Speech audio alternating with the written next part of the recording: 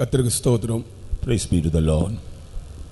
ஏசாயா 12ஆம் அதிகாரம் 6ஆம் வசனத்தை வாசிப்போம். Isaiah the 12th chapter and verse 6. சீயோனில் வாசமாயிருக்கிறவளே, நீ சத்தமிட்டு கெம்பீரி, இஸ்ரவேலின் பரிசுத்தர் உன் நடுவில் பெரியவராயிருக்கிறார். Cry out and shout, thou inhabitant of Zion, for great is the Holy One of Israel in the midst of thee. இந்த வசனத்தில் இஸ்ரவேலின் பரிசுத்தர் என்ற ஒரு வார்த்தையை நாம் படிக்கிறோம். In this verse we read a phrase called the Holy One of Israel. இஸ்ரவேலின் பரிசுத்தர் என்ற தலைப்பிலே இன்றைக்கு நான் சில சத்தியங்களை பேச விரும்புகிறேன். I would like to tell you certain truths on the topic the Holy One of Israel. வேதத்திலே நம்முடைய தேவன் எப்படிப்பட்ட மகத்துவம் உடையவர், அவர் எப்படிப்பட்டவர் என்று பல வசனங்களிலே பலவிதமாக சொல்லப்பட்டிருக்கின்றது. In the scripture concerning our God and about his majesty and about his glory, many things are mentioned. 95ஆம் சங்கீதம் 3ஆம் வசனத்திலே தாவீது அவரை மகா தேவன், மகா ராஜன் என்று சொல்லுகிறார். In the 95th Psalm and verse 3, King David says he is a great God and he is a great king. கர்த்தரே மகா தேவன். வாசிக்க வேண்டாம். தானியேல் 8ஆம் அதிகாரம் 25ஆம் வசனத்திலே தானியேல் சொல்லுகிறான், இந்த தேவன் அதிபதிகளுக்கெல்லாம் அதிபதி என்று சொல்லுகிறான். In Daniel chapter 8, Daniel says he is the king of all the princes. யோவான் அப்போஸ்தலன் வெளிப்படுத்தின விசேஷம் 1ஆம் அதிகாரம் 5ஆம் வசனத்திலே அவர் பூமியின் ராஜாக்களுக்கு அதிபதி என்று சொல்லுகிறார். John the apostle in the book of Revelation chapter 1 verse 5, he says he is the chief of all the princes, all the kings of this earth. வெளிப்படுத்தின விசேஷம் 15ஆம் அதிகாரம் 3ஆம் வசனத்திலே அவர் பரிசுத்தவான்களின் ராஜா என்று எழுதப்பட்டிருக்கிறார். In the book of Revelation chapter 15 and verse 3, it is mentioned he is the king of all the saints.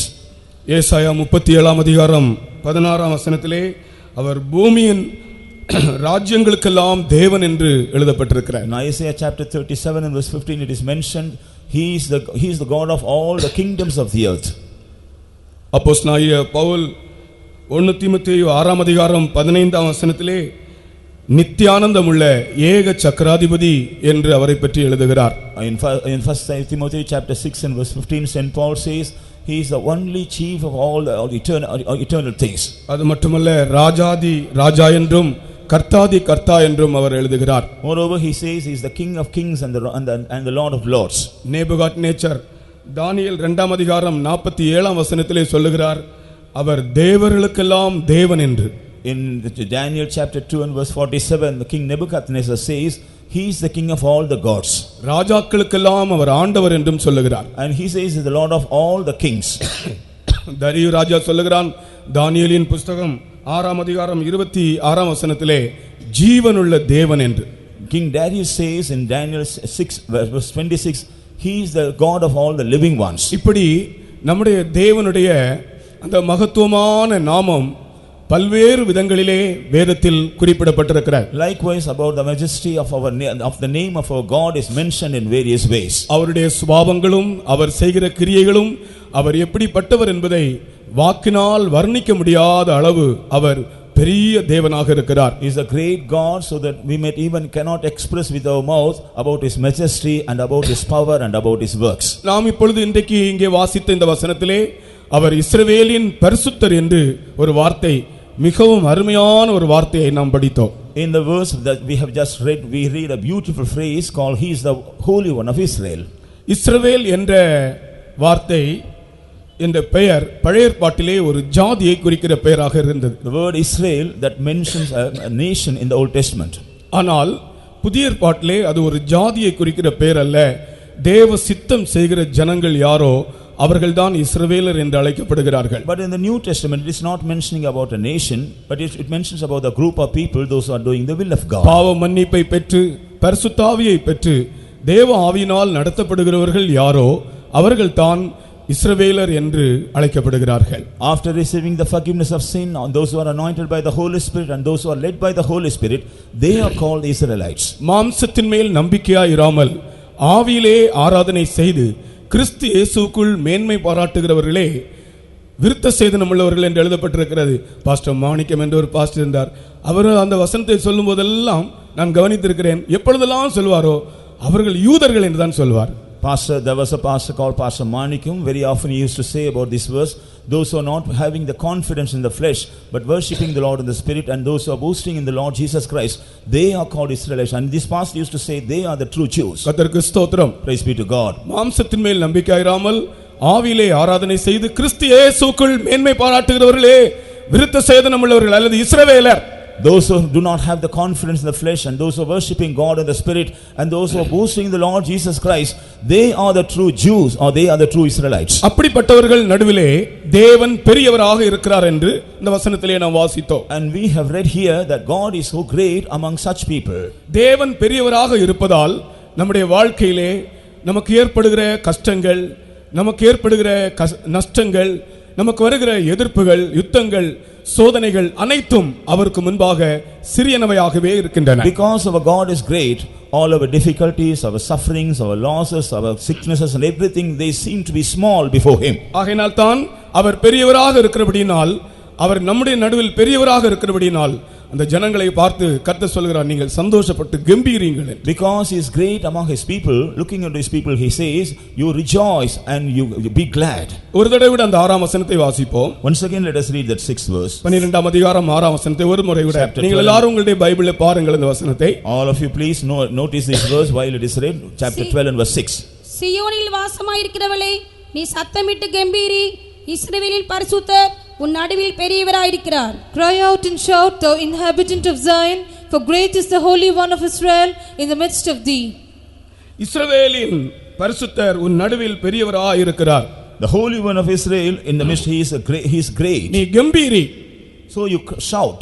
உன்னுடைய வாழ்க்கையிலே நீ கம்பீரிக்க முடியாமல் உன்னை துக்கப்படுத்துகிற, உன்னை பாரப்படுத்துகிற, உனக்கு எதிராய் போர் செய்கிற வல்லமைகள் இருந்தால் இன்றைக்கு இந்த வசனத்தை நீ வாசித்ததை விசுவாசித்து நீ கம்பீரி என்று கர்த்தர் சொல்லுகிறார். If you have any powers that are working against you so that you may not rejoice, that you may not boast about anything, today the Lord says, looking unto you, you cry out because I am great. ஏனென்றால் அவர் பெரியவர். Because he is great.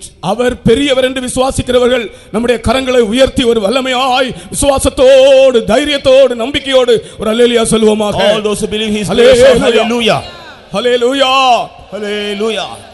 அவர் பெரியவர் என்றே நாம் எப்பொழுதும் விசுவாசிக்க வேண்டும். We have to believe on him that he is always great. அவர் இஸ்ரவேலின் பரிசுத்தர், அவர் பெரியவர், அவருக்கு முன்பாக அனைத்து வல்லமைகளும் சிறியனவே, ஆகையால் நான் கம்பீரிப்பேன் என்று சொல்ல வேண்டும். He is great among he is the Holy One of Israel, and he is great because he is great, all things are small before him, and so I will always cry and shout.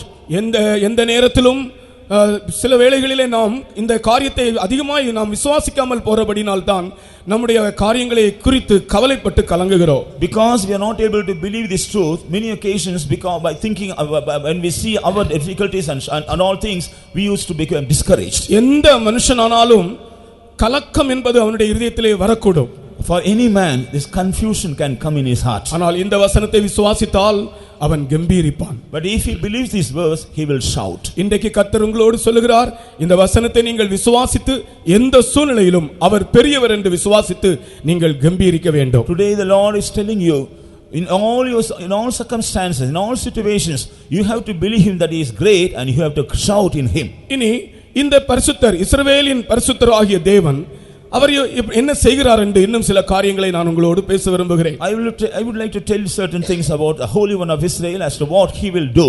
Habakkuk தன்னுடைய ஜீவியத்திலே தன்னுடைய சாட்சியிலிருந்து ஆபகுக் சொல்லுகிற வார்த்தையிலிருந்து சில காரியங்களை சிந்திப்போம். Let us meditate over certain things about the statement of Habakkuk the prophet.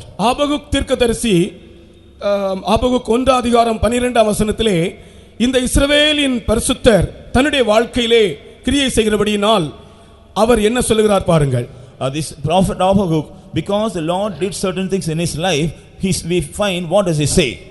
முதலாம் அதிகாரம் 12ஆம் வசனத்திலே நாங்கள் வாசிக்கும்போது, when we read chapter 1 and verse 12, நீர் பூர்வ காலம் முதல் என் தேவனும் என் பரிசுத்தருமா இருக்கிறீர், ஆகையால் நாங்கள் சாவதில்லை. For thou art not far everlasting, O Lord my God, mine holy one, therefore we shall not die. கர்த்தாவே, நீர் பூர்வ காலம் முதல் என் தேவனும் என் பரிசுத்தமானவர் அல்லவா, நாங்கள் சாவதில்லை. Art thou not from everlasting, O Lord my God, mine holy one, we shall not die. இஸ்ரவேலின் பரிசுத்தர் என்று அவரை யாரெல்லாம் உரிமை பாராட்ட முடியுமோ அவர்கள் இந்த வார்த்தை சொல்ல முடியும், நாங்கள் சாவதில்லை. Whosoever claim on him that he is the Holy One of Israel, they will say, we will never die. கர்த்தருக்கு ஸ்தோத்திரம். Praise be to God. ஆபகுக்கின் காலம் மிகவும் ஒரு மரண பயம் நிறைந்த ஒரு காலமாக இருந்தது. The days of Habakkuk was the days of being filled with the fear of death.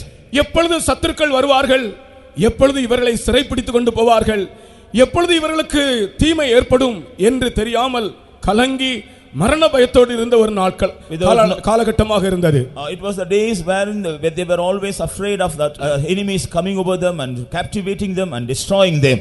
அந்த வேளையில் தான் இவன் சொல்லுகிறான், நீர் பூர்வ காலம் முதல் என் தேவனும் என் பரிசுத்தரும் என்று சொல்லுகிறான். In those days he says, you are my God from everlasting and you are the Holy One of Israel. இஸ்ரவேலின் தேவனை என் தேவன் என்றும் இஸ்ரவேலின் பரிசுத்தரை என் பரிசுத்தர் என்றும் அவன் சொந்தமாக்குகிறான். He is calling the God of Israel as his own God and he is calling the Holy One of Israel as his own Holy One of Israel. நான் திரும்பவும் சொல்லுகிறேன், இஸ்ரவேலின் தேவனை என் தேவன் என்றும் இஸ்ரவேலின் பரிசுத்தரை என் பரிசுத்தர் என்றும் அந்த இடத்திலே சுட்டி காண்பிக்கிறான். He is pointing out the God of Israel as his own God and the God of the Holy One of Israel as his own Holy One of Israel. இஸ்ரவேலின் பரிசுத்தர் உன் பரிசுத்தராய் மாற வேண்டும், இஸ்ரவேலின் தேவன் உன் தேவனாய் மாற வேண்டும். The Holy One of Israel should become the Holy One of yours and the God of Israel should become the God of yours. அது தேவனை நம்முடைய சொந்த வாழ்க்கையிலே நாம் அனுபவிப்பதை காண்பிக்கிறது. That shows experiencing God in our personal life. அவர் முழு உலகத்திற்கும் இரட்சகர், ஆனால் நம்முடைய சொந்த இரட்சகர். He is the savior of the whole world, at the same time he is our personal savior. அவர் முழு உலகத்திற்கும் இரட்சகர், ஆனால் அவர் நம் ஒவ்வொருவருக்கும் சொந்த இரட்சகர். Of course he is the savior of the whole world, at the same time he is our personal savior. உலகத்தில் இருக்கிற எந்த மனிதனும் எந்த ஜாதியினனும் அவரை தனித்தனியாக தன் வாழ்க்கையிலே உரிமை பாராட்ட முடியும். Any man in the world and who belongs to any caste, he can claim and experience God in his personal life. கர்த்தருக்கு ஸ்தோத்திரம். Praise be to God. அதற்கு எந்த விதிவிலக்கும் கிடையாது. There is no conditions at all. அந்த தேவனை நீ உன் தேவனாய் மாற்று, அந்த பரிசுத்தரை நீ உன் பரிசுத்தராய் மாற்று. Change that God as your God and your Holy One of Israel. அவன் சொல்லுகிறான், நாங்கள் சாவதில்லை என்று சொல்லுகிறான். And he says we will not die. சங்கீதக்காரன் சொல்லுகிறான், நான் சாவதில்லை என்று. The psalmist says I will not die. 118ஆம் சங்கீதத்திலே 17ஆம் வசனத்திலே சங்கீதக்காரன் சொல்லுகிறான், நான் சாவதில்லை. In 118 Psalm and verse 17 the psalmist says I will not die. அது அவனை பற்றிய காரியம். It is about his own matter. நான் சாவதில்லை. I will not die. ஆனால் ஆபகுக் சொல்லுகிறான், நாங்கள் சாவதில்லை. அவரும் ஆபகுக்கும் அவனுடைய ஜனமும் அந்த ஜனத்திற்கும் அப்படிப்பட்ட ஒரு தைரியத்தை உண்டாக்குகிறார். Habakkuk says we will not die. That means he and also the people belonging to him, they have such a confidence. இந்த உலகம் மரண பயங்கள் நிறைந்த ஒரு காலமா இருக்கிறது. In this world these days are the days being filled with the fear of death. தற்கொலையின் ஆவி, spirit of suicide, தீவிரவாதத்தின் ஆவி, spirit of terrorism, கொலை பாதகத்தின் ஆவி, spirit of murder. இந்த உலகத்திலே மிகுந்து காணப்படுகிறது. உலகம் எப்பொழுதும் பயத்தினால் நிரம்பி இருக்கிறது. All these things are increasing in the world and so the world is filled with fear. ஆனால் இன்றைக்கு நான் சொல்லுகிறேன், தற்கொலையின் ஆவிகளும் தீவிரவாதத்தின் ஆவிகளும் கொலை பாதகத்தின் ஆவிகளும் இந்த இஸ்ரவேலின் பரிசுத்தருக்கு முன்பாக தோல்வி அடைகின்றன. But I would like to tell you, the spirit of suicide, the spirit of terrorism and the spirit of murder, they will be defeated before the Holy One of Israel. நான் பெங்களூரில் ஊழியம் செய்யும்போது ஒரு புள்ளி விவரம் படித்தேன். ஒவ்வொரு நாளும் அந்த சிட்டி லிமிட்டுக்குள்ளே 21 ஆட்கள் தற்கொலை செய்து கொள்கிறார்கள் என்று. 21 பேர். When I was in Bangalore, once I read about statistics that it seems every day in a particular area around 21 people they are committing suicide. ஒவ்வொரு நாளும் 21 பேர் தற்கொலை செய்து கொள்கிறார்கள். Every day 21 persons they are committing suicide. தற்கொலையின் ஆவிகள் இந்த இஸ்ரவேலின் பரிசுத்தருக்கு முன்பாக தோல்வி அடைகின்றன. But the spirit of suicide will be defeated before the Holy One of Israel. எத்தனையோ பேர் தற்கொலை செய்ய வேண்டும் என்று போய் தற்கொலை செய்கிற அந்த சந்தர்ப்பத்திலே ஆண்டவருடைய வார்த்தை அவர்களுக்கு உண்டாகி அவர்கள் அதிலிருந்து விடுதலையாகி இன்றைக்கு விசுவாசிகளாயும் ஊழியக்காரர்களாயும் காணப்படுகின்றனர். Many people who have decided to commit suicide, when they try to commit that act, but that very moment the Lord visited them and saved them, and now thereby nowadays they become good believers and the servants of God. உங்களை யாருக்காகலும் மரண பயம் உங்களை ஆட்கொண்டிருக்கிறதா? If any one of you have the fear of death, நீங்கள் யாராகலும் மரித்து விடுவோமா என்று அல்லது ஏதாகலும் ஆபத்தை கண்டு நீங்கள் பயந்து கொண்டிருக்கிறீர்களா? Do you have the fear of death or do you have the fear of any danger? இன்றைக்கு கர்த்தருடைய சுவிசேஷம் உங்களுக்கு சொல்லப்படுகிறது. நீங்கள் சாவதில்லை. But today the gospel of the Lord is proclaimed to you that you will not die. ஏனென்றால் இஸ்ரவேலின் பரிசுத்தர் உன் பரிசுத்தரும் இஸ்ரவேலின் தேவன் உன் தேவனுமாக இருக்கிறார். Because the Holy One of God is your Holy One and the God of Israel is your God. அப்படி யாராகிலும் ஒரு மரண பயத்தினாலோ அல்லது ஒரு ஆபத்தை கண்டுள்ள பயத்தினாலோ இந்த இடத்திலே வந்தது உண்டானால் இன்றைக்கு நீங்கள் திரும்பி போகும்போது நான் சாவதில்லை என்று தைரியமாய் திரும்பி போவீர்கள். If any one of you would have come here with the fear of death or fear of danger, while you are returning back from this meeting, you will return back with a great boldness that you will never die. ஒரு தற்கொலை செய்யும்படியாக ஒரு மனுஷன் தன்னுடைய வீட்டிலிருந்து ஒரு அரை மணி நேரம் 3/4 மணி நேரம் தூரத்தில் உள்ளதான ஒரு நதியிலே ஒரு உயரமான பாலத்திலிருந்து நதியிலே குதித்து கொலை செய்யும்படியாக தற்கொலை செய்யும்படியாக ஒரு குதிரை வண்டியிலே போய் கொண்டிருந்தார். Man who decided to commit suicide, he was traveling half an hour distance from his house to the river. From there he wanted to fall down from a bridge into the river. குதிரை வண்டி போகிறது அரை மணி நேரம் ஆகிவிட்டது, 3/4 மணி நேரம் ஆகிவிட்டது, 1 மணி நேரம் ஆகிவிட்டது, 1.5 மணி நேரம் ஆகிவிட்டது. ஆனால் அந்த பிரிட்ஜ் வந்து சேரவில்லை. But as he was traveling in the horse cart, he was traveling more than an hour, but he couldn't reach that river. அது வந்து கடைசிலே இவனுடைய வீட்டுக்கே திரும்பி வந்து நிற்கிறது. And that cart finally went around and came back to his house. அவன் குதிரை வண்டிக்கு பணம் கொடுத்து விட்டு வீட்டிலே திரும்ப போனான். And he gave the money to the cart and he entered into his house. அப்பொழுது ஒரு மௌனம் வீட்டுக்குள்ளே அவன் கொஞ்சம் சிந்தித்துக் கொண்டிருக்கும்போது என் மகனே என்ற ஒரு சத்தம். There was a silence in his house. As he was thinking about it, he heard a voice saying, "My son." என் மகனே என்ற ஒரு சத்தம். He heard a voice, "My son." நான் இஸ்ரவேலின் பரிசுத்தர், நீ சாவதில்லை. அதே வார்த்தை. The same verse was mentioned. I am the God of Israel and so you will not die. என் மகனே, நான் இஸ்ரவேலின் பரிசுத்தர், நீ சாவதில்லை. My son, I am the Holy One of Israel and you shall not die. பாருங்கள், இந்த தேவன் ஒரு மனுஷனுக்காக எவ்வளவு கரிசனையோடு இருக்கிறார் பாருங்கள். You see our God, how much concern he has for even a single person. இருதயத்தில் உள்ள எல்லா மரண பயத்தையும் அகற்றி தற்கொலையின் ஆவியின் என்றும் கொலை பாதகத்தின் ஆவியின் என்றும் மனுஷனை விடுவிக்கிற இஸ்ரவேலின் பரிசுத்தரை பற்றி தான் இந்த கூட்டத்திலே நாங்கள் பேசிக் கொண்டிருக்கிறோம். We are speaking about the Holy One of Israel who is able to deliver you from the fear of death, from the spirit of suicide and murder. ஆபகுக்கும் அவனுடைய ஜனமும் பயந்து கொண்டிருந்தார்கள். எப்பொழுது சத்துருக்கள் வந்து பிடித்துக் கொண்டு போவார்கள், கொண்டு போடுவார்கள் என்று தெரியாது. Habakuk and his people, they were scared about their enemies as to how when they will come and destroy them. ஆனால் நாங்கள் சாவதில்லை. But they say we will not die. ஏனென்றால் அவர் என் பரிசுத்தர். Because he is my Holy One. தேவனை உன்னுடைய சொந்த வாழ்க்கையிலே நீ அனுபவிக்க வேண்டும். You have to experience your God in your personal life. அந்த பரிசுத்தரை நீ உன் பரிசுத்தர் என்று சொல்வாய் என்றால் உன் ஜீவியத்திலே பரிசுத்தத்திற்கு அந்நியமானவைகள் அனைத்தும் அகன்று போகும். When you confess that Holy One as your own Holy One, then all the things that contrary to your holiness will be departed from your life. உன்னுடைய வாழ்க்கை அந்த பரிசுத்தருக்கு ஒப்புக்கொடுக்கப்படும் என்றால், when your life is submitted to this Holy One, அந்த பரிசுத்தர் உன்னை தன்னை போல மாற்றுவார். that Holy One will change you as like him. நீ அவருக்கு ஏதோ ஒரு ஆராதனை செய்வது மட்டும் போதாது. It is not enough if you are just worshiping him. அந்த பரிசுத்த தேவனை உன்னுடைய தேவனாக நீ ஏற்றுக்கொண்டு அவருக்கு உன் வாழ்க்கை முழுவதையும் நீ சமர்ப்பணம் செய்வாயாக. You have to accept that holy God as your Holy One and you have to completely surrender your whole life unto him. அவரே உன் இரட்சகர், he is your savior. அவரே உன் மீட்பர், he is a redeemer. அவரே உன் சகாயர், he is your helper. அவரே உனக்கு எல்லாவற்றுக்கும் எல்லாமாக இருக்கிறார். he is all in all for you. அந்த இஸ்ரவேலின் பரிசுத்தர் இருப்பதால் நான் சாவதில்லை என்ற தைரியமுடையவர்கள் எல்லாரும் கொஞ்ச நேரம் கர்த்தரை ஸ்தோத்திரிப்போமாக. All those have the boldness that because the Holy One of Israel is for me, I will not die. Lift up your hands and praise God for some time. இதுவரைக்கும் நான் பயந்து கொண்டிருந்தேன். So far I was afraid. ஆனால் இப்பொழுது இந்த பரிசுத்தர் இருக்கிறபடி நான் சாக மாட்டேன். But because this Holy One is for me, I will not die. அந்த விசுவாசத்தோடு ஆண்டவரை துதியுங்கள். With that faith, let us praise God. கர்த்தரை துதியுங்கள். Let us praise the Lord. ஆண்டவரை மகிமைப்படுத்துங்கள். Let us glorify the Lord. இஸ்ரவேலின் பரிசுத்தருக்கு ஸ்தோத்திரம் என்று சொல்லுங்கள். Let us offer praises to the Holy One of Israel. Hallelujah. Praise the Hallelujah. Lord. Praise the Lord. Hallelujah. Hallelujah. Amen. Stotram, stotram, Hallelujah. stotram, stotram, Hallelujah. stotram, stotram, stotram. ஒரு நாள் எனக்கு கூட நான் ஒருவேளை இந்த வியாதியில மரித்து விடுவேனா என்ற ஒரு எண்ணம் வந்தது. Even when I was sick once, I had a fear whether I would die of that sickness. அந்த காலையிலே கர்த்தர் எனக்கு ஒரு வசனம் தந்தார். That morning the Lord gave me a verse. ஆங்கில வேதாகமத்திலே I shall not die. ஆங்கிலத்திலே in English it is mentioned I shall not die.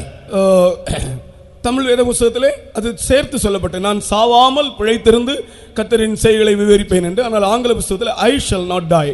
In Tamil it is mentioned a continuous word, but in English it is mentioned I shall not die. அப்பொழுது நமக்கு தலைமை பாஸ்டரா இருந்த pastor D இடத்துல நான் அவரை பார்க்கும்படி போனேன்.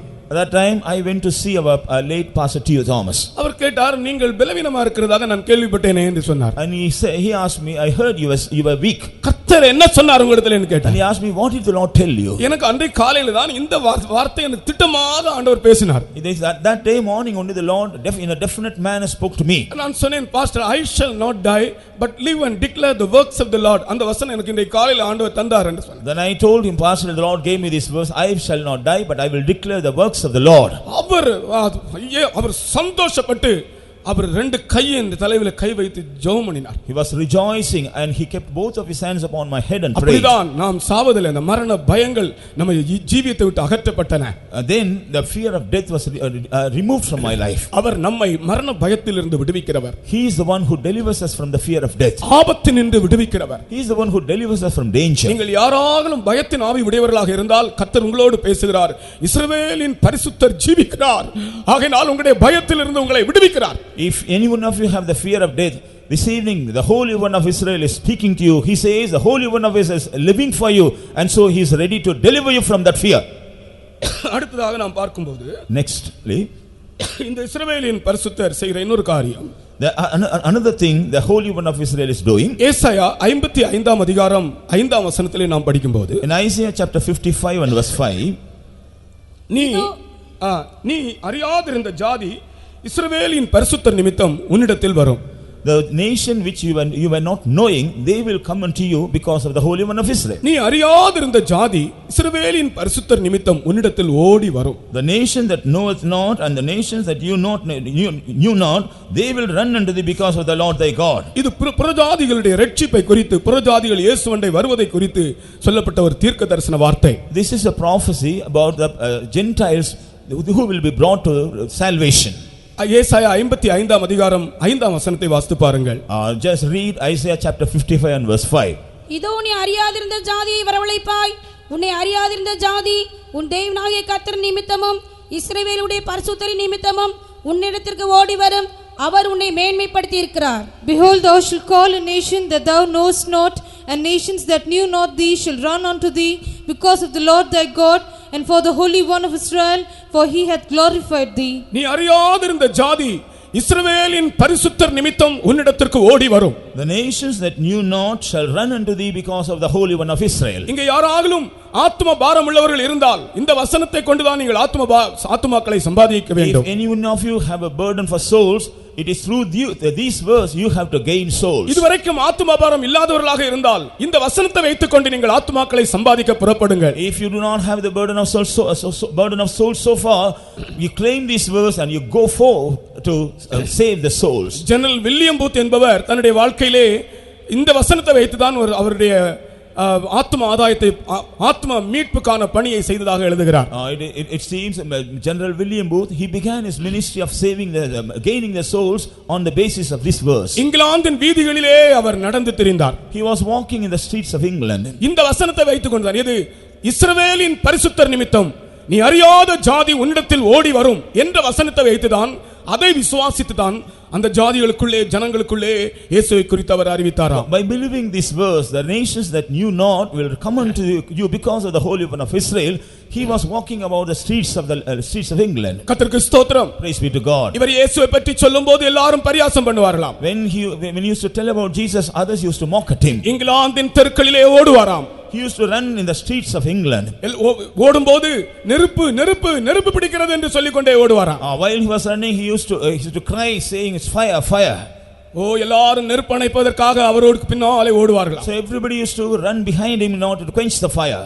நெருப்பு அணைப்பதற்காக எல்லாரும் அவருக்கு பின்னாலே ஓடுவார்கள். So all the people, they used to run behind him in order to put off the fire. இதுபோல ஒரு மைதானம் போல ஒரு இடத்தை கண்ட உடனே அங்க நிற்பாராம். And when he see a ground like this, he will stand எங்கே there. நெருப்பு எங்கே நெருப்பு என்று கேட்பார்களாம். Then they will ask him, where is the fire? அவர் சொல்லுவாராம், இயேசு இல்லாமல் நீங்கள் எல்லாரும் பாவம் செய்கிறதை பார்க்கும்போது என்னுடைய வயிற்றுக்குள் நெருப்பு எரிகிறது என்று சொல்லுவாராம். And he used to tell them, when I see you all are committing sin without knowing Jesus, that fire is kindling in my belly. உடனே அவரை கல்லால் எறிவார்கள். They used to stone him.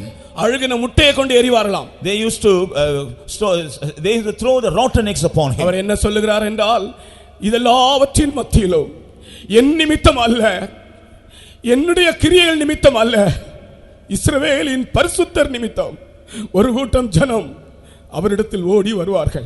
In spite of all these things, he used to say, not because of me, of my work, because of the Holy One of Israel, a group of people will run unto him. காலம் சமீபமாக இருக்கிறபடியால் ஆத்தும ஆதாயத்திற்காக நீங்கள் இறங்கி புறப்படுங்கள். Because the time is at hand, you please arise and go and gain the souls. ரட்சிக்கப்படாத ஜனத்திற்கு இயேசுவை பற்றி சொல்லுங்கள். Tell about the people, tell about Jesus to those who are not saved. உன் நிமித்தமோ என் நிமித்தமோ அல்ல. It's not because of you or because of me. சிலர் நினைக்கிறார்கள் கொஞ்சம் ஆத்துமாக்கள் கிடைத்த உடனே அவர்களுடைய திறமையினால் என்று நினைக்கிறார்கள். Some people used to think when they gain some souls, it is because of their ability. அவர்கள் நிமித்தம் அல்ல. It is not because of them. இஸ்ரவேலின் பரிசுத்தர் நிமித்தம் ஒரு கூட்டம் ஜனம், நீ அறியாத ஜாதி உன்னிடத்திற்கு ஓடி வரும். Because of the Holy One of Israel, the nations whom you knew not will run after you. இந்த தூத்துக்குடி பட்டணத்தில் இருக்கிறதானே தேவனை அறியாத ஜனங்கள் இயேசுவிடத்தில், இந்த இஸ்ரவேலின் பரிசுத்தரிடத்தில் ஓடி வர வேண்டும். Even the people of this Tuticorin city, those who do not know Jesus, they must run after you because of the Holy One of Israel. விக்கிரகாராதனை செய்து கொண்டிருந்த இயேசுவை அறியாத ஒரு ஆள் தன்னுடைய வாழ்க்கையிலே சலிப்பு ஏற்பட்டு, கிறிஸ்தவர்களுடைய ஆராதனை ஒரு இடத்திலே ஆராதனை நடந்து கொண்டிருந்தது, உள்ளே போய் உட்கார மனதில்லை. ஆகையினால் ஓலை, தென்னை ஓலையிலே கட்டின ஒரு குடிசை போல ஒரு இடம்தான் ஆராதனை நடந்து கொண்டிருந்தது. இவர் வெளியே நின்று கொண்டு அந்த தென்னை ஓலையிலே வந்து ஓட்டை இருக்குமே, அந்த ஓட்டை வழியாக உள்ளே என்ன நடக்கிறது என்று பார்த்து கொண்டிருந்தார். உள்ளே என்ன நடக்கிறது என்று பார்த்து கொண்டிருந்தார். An idolater who was frustrated in his life, he didn't know what to do. So while he was going on his way, he saw in a place and a church, the service was going on. Because he was not willing to go inside that hall, he just stand outside and through a hole, he was noticing what's going on there. அப்பொழுது பிரசங்கம் பண்ணும்படியாக தேவனுடைய தாசன் எழும்பி நின்று வாசித்த வசனம் எது தெரியுமா? ஆதியாகமம் 24 அதிகாரம் 31 வசனம். That time the servant of God who stood up, he read the verse for preaching. That was Genesis chapter 24 and verse 31. கர்த்தரால் ஆசீர்வதிக்கப்பட்டவரே, உள்ளே வாரும், நீர் வெளியே நிற்பானே. Come in thou the blessed of the Lord, why you are standing outside? Hallelujah, hallelujah. இவ்வளவு அல்லேலூயா தானா? அந்த cricket மைதானத்துல பாருங்க எவ்வளவு சத்தம் போடுறாங்க. கிரிக்கெட் மைதானத்துல பாருங்க. See in the cricket ground how they are shouting. நாம் எல்லாரும் ஆண்டவருக்காக துடிக்க வேண்டாமா? Shall we not jump for the Lord? கர்த்தரால் இவர் வெளியே நின்று எட்டி பார்த்து கொண்டிருக்கிறார். கர்த்தரால் ஆசீர்வதிக்கப்பட்டவரே, உள்ளே வாரும், நீர் வெளியே நிற்பானேன். அதான் வாசித்த வசனம். He was standing outside and peeping inside. But the verse that was read at that time was, come in thou the blessed of the Lord. இந்த வசனத்தை கேட்ட உடனே, as he heard this verse, தன்னுடைய கழுத்தில் இருந்த ருத்ராட்ச மாலையை அறுத்து எறிந்தார். he removed that chain that was on his head, on his neck, and he removed it. உள்ளே வந்தார். He came inside. பாவத்தை குறித்துள்ள உணர்வு உண்டாயிற்று. He had a realization about his sin. கர்த்தருக்கு ஸ்தோத்திரம். Praise be to God. அன்றைக்கே அவர் தேவனுடைய பிள்ளையாய் மாறினார். The very day he became the child of God. இப்படிப்பட்ட காரியம் நடக்கிறது? Why all these things are happening? இஸ்ரவேலின் பரிசுத்தர் ஜீவிக்கிறார். Because the Holy One of Israel is alive. அவர் எல்லா ஜாதிகளையும் தன்னிடத்தில் அழைக்கிறார். He is calling all the nations unto him. சகல ஜனத்தையும் தன்னண்டை அழைக்கிறார். He is calling all the people unto him. ஒரு காலத்தில் யூதர்கள் மட்டுமே அவருடைய ஜனம் என்று எண்ணப்பட்டார். Once upon a time only the Jews were considered to be his people. இஸ்ரவேலர் மட்டுமே அவருடைய ஜனங்கள் என்று அழைக்கப்பட்டார். Only the Israelites were called as his people. ஆனால் இஸ்ரவேலின் கோத்திரங்களுக்கு மட்டும் நீர் தேவனாயிருப்பது அற்ப காரியம் என்று எழுதப்பட்டிருக்கிறது. But it is mentioned, it is a small thing that you are God for the tribes of Israel. ஓ, நீர் முழு உலகத்தில் உள்ள முழு ஜனங்களுக்கும் தேவனாக இருக்கிறீர். You are God for all the people of the world. அதுதான் இயேசு கிறிஸ்து புறஜாதிகளுக்கும் தேவன் என்றதான தீர்க்கதரிசன வசனம். That is the prophecy that Jesus Christ is even God for the Gentiles. இன்றைக்கு எல்லா ஜாதிகளுக்கும் ரட்சிப்பு இலவசமாய் வழங்கப்படுகிறது. Today Salvation is granted freely to all the nations. எந்த ஜாதியும் வரலாம். Any nation may come. ஜாதி வித்தியாசங்கள் இல்லை. There is no distinction of nation or பாஷை caste. வித்தியாசங்கள் இல்லை. No distinction of கர்த்தராகிய language. இயேசு அனைத்து ஜாதிகளையும் ஜனங்களையும் அழைக்கிறார். The Lord Jesus Christ is calling all the nations and all the languages. தாகமாய் இருக்கிறவர்களே நீங்கள் எல்லாரும் தண்ணீர் அண்டைக்கு வாருங்கள். Oh, that are thirsty, come unto the waters. பணம் இல்லாதவர்களே வந்து வாங்கி சாப்பிடுங்கள். Those who do not have money, come and take and eat. வருத்தப்பட்டு பாரம் சுமக்கிறவர்களே நீங்கள் எல்லாரும் என்னிடத்தில் வாருங்கள். Come unto me, all ye that labor and heavy laden. எப்படிப்பட்ட ஒரு அழைப்பு பாருங்கள். What kind of calling? The sea. வருத்தப்பட்டு பாரம் சுமக்கிறவர்களே, all those who are heavy and laden. நீங்கள் எல்லாரும் என்னிடத்தில் வாருங்கள். You all come unto me. இப்படி ஏதாவது ஒரு புத்தகத்தில் நீங்கள் வாசித்தது உண்டா? Have you read like this in any book in this world? நான் உங்களுக்கு இளைப்பாறுதல் தருவேன் என்றால் இப்படிப்பட்ட ஒரு வார்த்தை தமிழ்ல எந்த புத்தகத்திலாகலும் நீங்கள் வாசித்ததுண்டா? Have you read this phrase, I will give you this in any book in this world? தமிழ்ல எத்தனை புத்தகங்கள் இருக்கிறது? There are many books in Tamil. Naladiyar, Nanmani கடிகை, இன்னா 40, இனியவை 40, கார் 40, கழவழி 40, ஐந்திணை 50, ஐந்திணை 70, திணைமொழி 50, திணைமாலை 150, திருக்குறள், திருகடுகம், ஆசாரக்கோவை, முதுமொழி காஞ்சி, சிறுபஞ்ச மூலம், ஏலாதி, பழமொழி, இந்நிலை இவைகள் 14 கணக்கு நூல்கள். இவையல்லாமல் ராமாயணம், மகாபாரதம், எத்தனையோ இதிகாசங்கள், எத்தனையோ புஸ்தகங்கள். எந்த புஸ்தகத்திலாகலும் வருத்தப்பட்டு பாரம் சுமக்கிறவர்களே நீங்கள் எல்லாரும் என்னிடத்தில் வாருங்கள், நான் உங்களுக்கு இளைப்பாறுதல் தருவேன் என்ற ஒரு வார்த்தை உண்டா? There are so many books as you heard, but any of these books have you read, come unto me all you that labor and heavy laden, I will give you rest. ஓ, இந்த பரிசுத்த வேதம் தான் அதை சொல்லுகிறது. Only the Holy Bible proclaims it. கர்த்தராகிய இயேசு ஒரு பொதுவான ஒரு அழைப்பை விடுக்கிறார். எந்த ஜாதிகளா இருந்தாலும் பரவாயில்லை, நான் எல்லா ஜாதிகளையும் ஜனங்களையும் அழைக்கிறேன் என்று சொல்லுகிறார். The Lord Jesus Christ is giving a common calling to all the nations.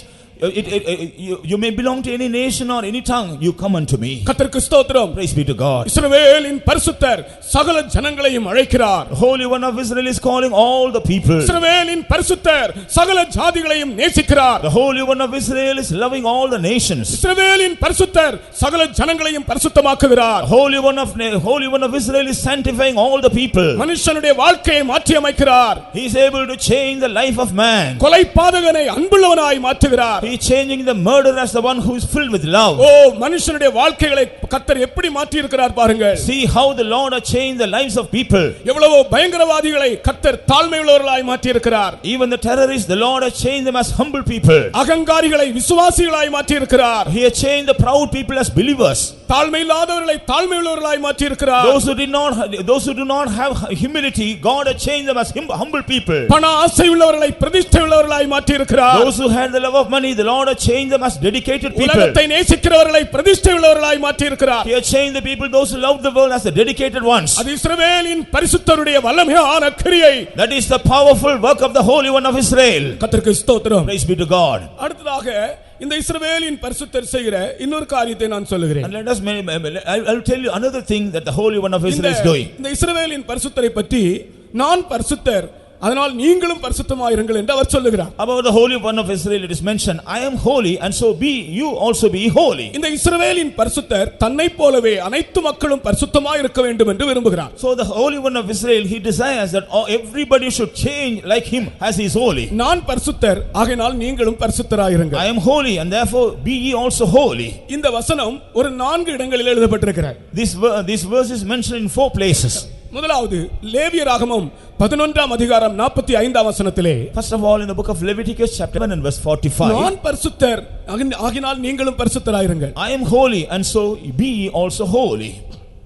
நான் உங்கள் தேவனாய் இருக்கும்படி உங்களை எகிப்து தேசத்திலிருந்து வரப்பண்ணின கர்த்தர் நான் பரிசுத்தர், ஆகையால் நீங்களும் பரிசுத்தராய் இருப்பீர்களாக. For I am the Lord that bringeth you up out of the land of Egypt to be your God. Ye shall therefore be holy, for I am holy. இந்த இடம் என்ன சந்தர்ப்பம் தெரியுமா? In what context he is saying? இது இஸ்ரவேல் ஜனங்கள் தீட்டான வேளை புசிக்க கூடாது, அவங்க ஆகாரம் புசிக்கிறதை பற்றி ஆண்டவர் சொல்லுகிறார். அந்த இடத்தில் சொல்லுகிறார், நான் பரிசுத்தர், ஆகையினால் நீங்களும் பரிசுத்தராயிருங்கள். அவங்க சாப்பிடுகிற ஆகாரத்தை குறித்து சொல்லும் போதே நான் பரிசுத்தர், ஆகையினால் நீங்களும் பரிசுத்தராயிருங்கள், தீட்டான வேளை புசிக்க கூடாது என்று சொல்லிக் கொடுக்கிறார். Concerning the meal they have to eat, He is telling that they should not defile themselves with the meat, and at that time only he says, as I am holy, be ye also holy. கர்த்தருக்கு ஸ்தோத்திரம். Praise be to God. அப்படி என்றால் ஒரு மனுஷன் தன் ஆகாரத்திலும் கூட அவன் கர்த்தரை பரிசுத்தம் பண்ண வேண்டும். If it is so, we find a man, he has to sanctify the Lord even in his food matter. நம்முடைய ஆகார விஷயத்திலும் கூட நாம் தேவனுடைய சித்தப்படியானதை தான் சாப்பிட வேண்டும். Concerning the things of food also, we have to eat only according to the will of God. இஸ்ரவேலருக்கு அதை குறிப்பாக சொல்லுகிறார். Because the Holy One of Israel is specifically mentioning this. ஆகையால் நாம் விரும்பினதெல்லாம் சாப்பிட வேண்டும் என்றல்ல. Therefore, it is not that whatever we want we can eat. நாம் விரும்பும் போதெல்லாம் சாப்பிட வேண்டும் என்றல்ல. It is not that we will eat whenever we want to eat. நான் பரிசுத்தர் சாப்பிடும்போது கர்த்தர் பரிசுத்தர் என்று நினைக்க வேண்டும். So whenever you eat, you have to remember your God is holy. அப்ப அந்த ஆகார விஷயத்தை சொல்லும்போது தான் சொல்லுகிறார், நான் பரிசுத்தர் ஆகையால் நீங்களும் பரிசுத்தமாயிருங்கள். When he was telling about the food matter, he says, I am holy and therefore be ye also holy. இன்னைக்கு अनेகர் ஆகார விஷயத்திலே கர்த்தரை பரிசுத்தம் பண்ணுகிறது இல்லை. These days many people, they are not sanctifying the Lord concerning the food matters. நாம் ஆகாரம் புசிக்கிற விஷயத்திலும் கூட தேவன் பரிசுத்தர் என்று நினைக்க வேண்டுமாம். We have to remember that our God is holy even in the matters of food. Sunday ஸ்கூல்ல பிள்ளைகள் ப்ரோகிராம் செய்யும்போது ஒரு வார்த்தை பேசினது எனக்கு என் மனசை விட்டு போறதே இல்லை. அது என் மனசுல அப்படியே பதிஞ்சிருச்சு. In a Sunday school program, the children, while they were performing the program, they uttered a word and that is imprinted in my mind. பிள்ளைகள் அப்படியே ஒரு பட்டியல் சொல்லிட்டே வந்தாங்க. They were telling a list. அதிலே சொன்னாங்க, நாம் புசிக்க வேண்டிய போஜனம் ராபோஜனம், நாம் புசிக்க கூடாத போஜனம் ராஜபோஜனம் அப்படி சொன்னாங்க. They said the meat we have to eat is the Lord's Supper, and the meat which we should not eat is the Royal Supper. நாம் புசிக்க வேண்டிய போஜனம் ராபோஜனம், நாம் புசிக்க கூடாத போஜனம் ராஜபோஜனம். The meal we have to eat is the Lord's Supper, and the meat that we should not eat is the Royal Supper. நம்மிடத்தில் இருக்க வேண்டிய மை உண்மை, நம்மிடத்தில் இருக்க கூடாத my கண்மை. He says what we have we must have truth, and what we should not have, we should not cutex.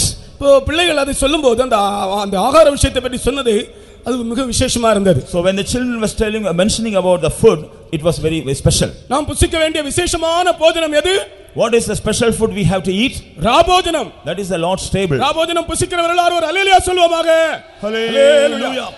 சிலர் ராபோஜனம் புசிப்பதற்கு எல்லாரும் வரிசையாக உட்காருவோம் என்று சொன்னால் அப்படியே எழும்பி போவார்கள். Some people when the pastor used to say, all you please sit in a row to take part in the Lord's table, some people they will get up and walk away. கண்டிப்பாக நீ கர்த்தருடைய பந்தியிலே புசித்தே ஆக வேண்டும். Surely you have to take part in the Lord's table. அதற்காக உன்னை தகுதிப்படுத்த வேண்டும். You have to prepare yourself for that. நாம் புசிக்க வேண்டிய மேன்மையான ஒரு போஜனம் ராபோஜனம். Because that is the greatest meal that we have to eat. நாம் புசிக்க கூடாத ஒரு போஜனம் ராஜபோஜனம். And the meal that we should not eat is the royal food.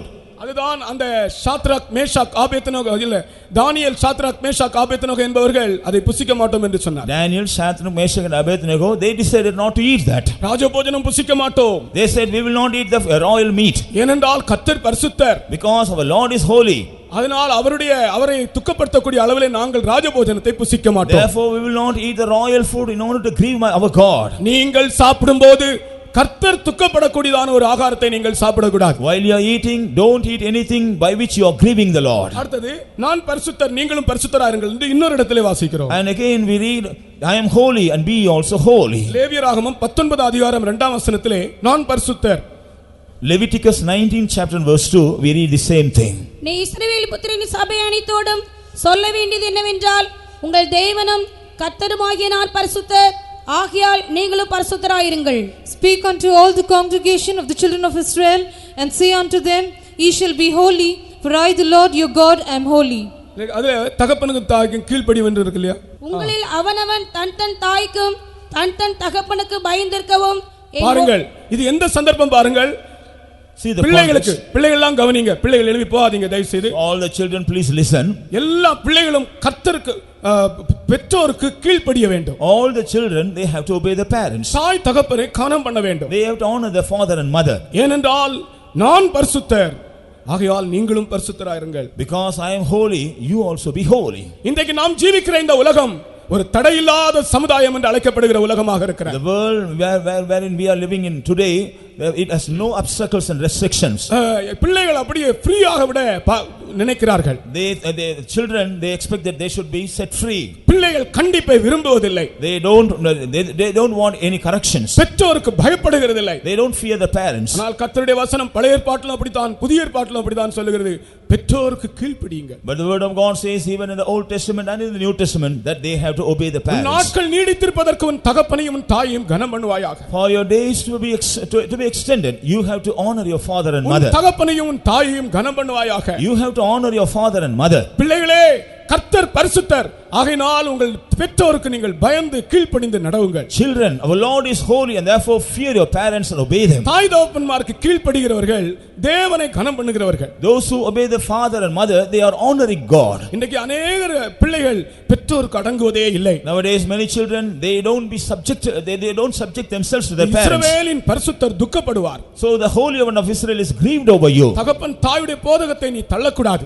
Don't reject the teaching of your father and mother. கீழ்ப்படிய வேண்டும். You have to obey. அடங்கி ஜீவிக்க வேண்டும். You have to subject yourselves unto them. அப்பொழுது இஸ்ரவேலின் பரிசுத்தர் உன் பரிசுத்தராய் இருப்பார். Then the Holy One of Israel will turn out to be your own Holy One. அடுத்தது மூன்றாவதாக, Thirdly, இந்த பரிசுத்தர் நானும் பரிசுத்தர், நான் பரிசுத்தர் நீங்களும் பரிசுத்தராயிருங்கள் என்று சொல்லப்படுகிற இன்னொரு இடம், I am holy and be also holy, the third place, லேவியராகமம் 20:26 Leviticus chapter 20 and verse 26. அஞ்சனம் பார்ப்பது, குறி சொல்வது, அந்த சந்தர்ப்பங்களை பற்றி சொல்லும்போது, Concerning soothsaying and seeing all the signs, ஓ அப்படிப்பட்டவன் கொல்லப்பட வேண்டும். such people should be killed. நான் பரிசுத்தர், ஆகையால் நீங்களும் பரிசுத்தராயிருங்கள். I am holy, therefore be also holy. குறி சொல்வது, Soothsaying அஞ்சனம் பார்ப்பது, and finding witchcraft, இதெல்லாம் கர்த்தரை பரிசுத்தம் பண்ணாத ஒரு காரியம். all these things are not sanctifying the Lord. தேவனுடைய மக்களுக்கு அது அவசியம் இல்லை. All these things are not at all necessary for the people of God. விசுவாச ஜீவியம் செய்கிறவர்களுக்கு அது தேவையில்லை. That is not at all necessary for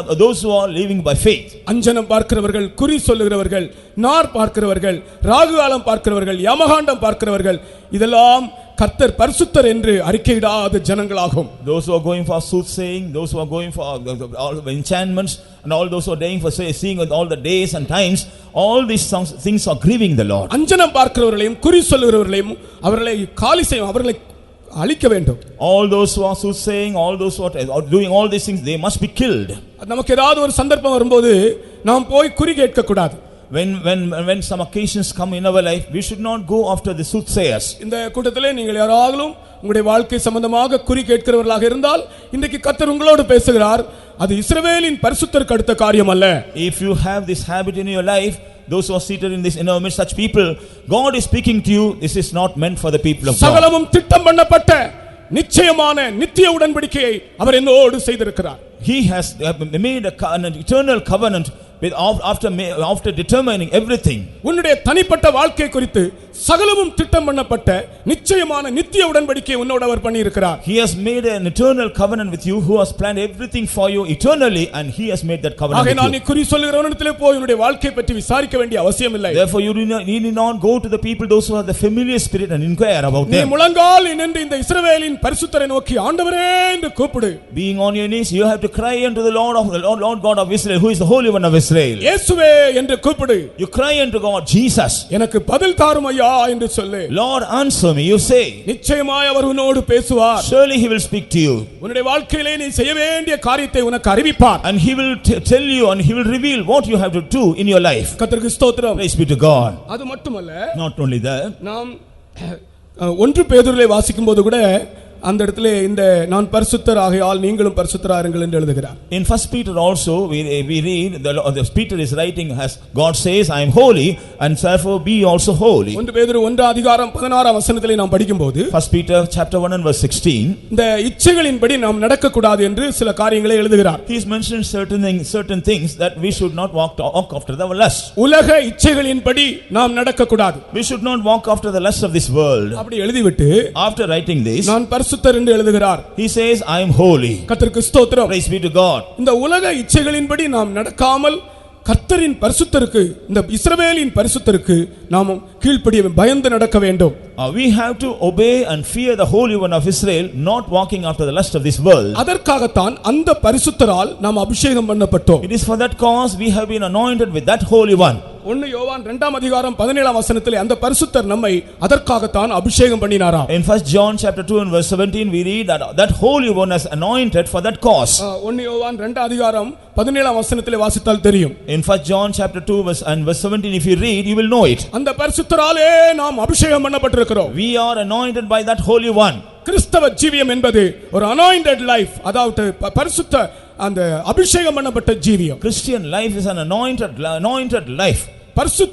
பரிசுத்த ஆவியினால் அபிஷேகம் பண்ணப்பட்ட ஜீவியம். That is the life being anointed by the Holy Ghost. நீங்கள் யாரா இருந்தாலும் சரி உங்களுடைய வாழ்க்கை அபிஷேகம் பண்ணப்பட்ட வாழ்க்கையாக மாற வேண்டும். Whoever you may be, your life should be changed as the one who is anointed by the Holy Ghost. அந்த 1 யோவான் 2ஆம் அதிகாரம் 17ஆம் வசனத்தை கொஞ்சம் படிங்க.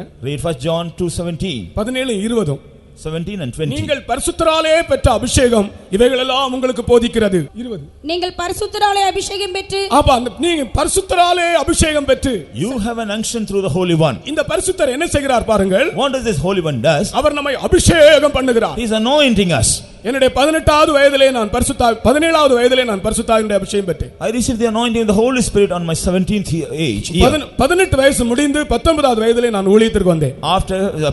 After 18 years passed and then in my 19th year I came for the ministry. இந்த பரிசுத்தர் நம்மை அபிஷேகம் பண்ணுகிறார். This Holy One is anointing us. இன்றைக்கும் அவர் அபிஷேகம் பண்ணுகிறார். Even today he is anointing us. கிறிஸ்தவன் என்றால் அவன் அபிஷேகம் பண்ணப்பட்டவனாக இருக்க வேண்டும். Christian means he is the one who is anointed by the Holy One. ஏனென்றால் இந்த பரிசுத்தர் நம்மை அபிஷேகம் பண்ணுகிறவர். Because this Holy One is the one who anoints us. பழைய ஏற்பாட்டின் காலத்திலே ஒரு அபிஷேகம் இருந்தது. In the Old Testament there was an anointing. ஆனால் அது தைலத்தால் உண்டாகிற அபிஷேகம். But that was by the ointment. ஆனால் புதிய ஏற்பாட்டில் இந்த பரிசுத்தர் நம்மை பரிசுத்த ஆவியால் அபிஷேகம் பண்ணுகிறார். But in the New Testament this Holy One is anointing us with the Holy Spirit. உலகத்தில் இருக்கிற அனைத்து மக்களுக்கும் இந்த அபிஷேகம் தேவை.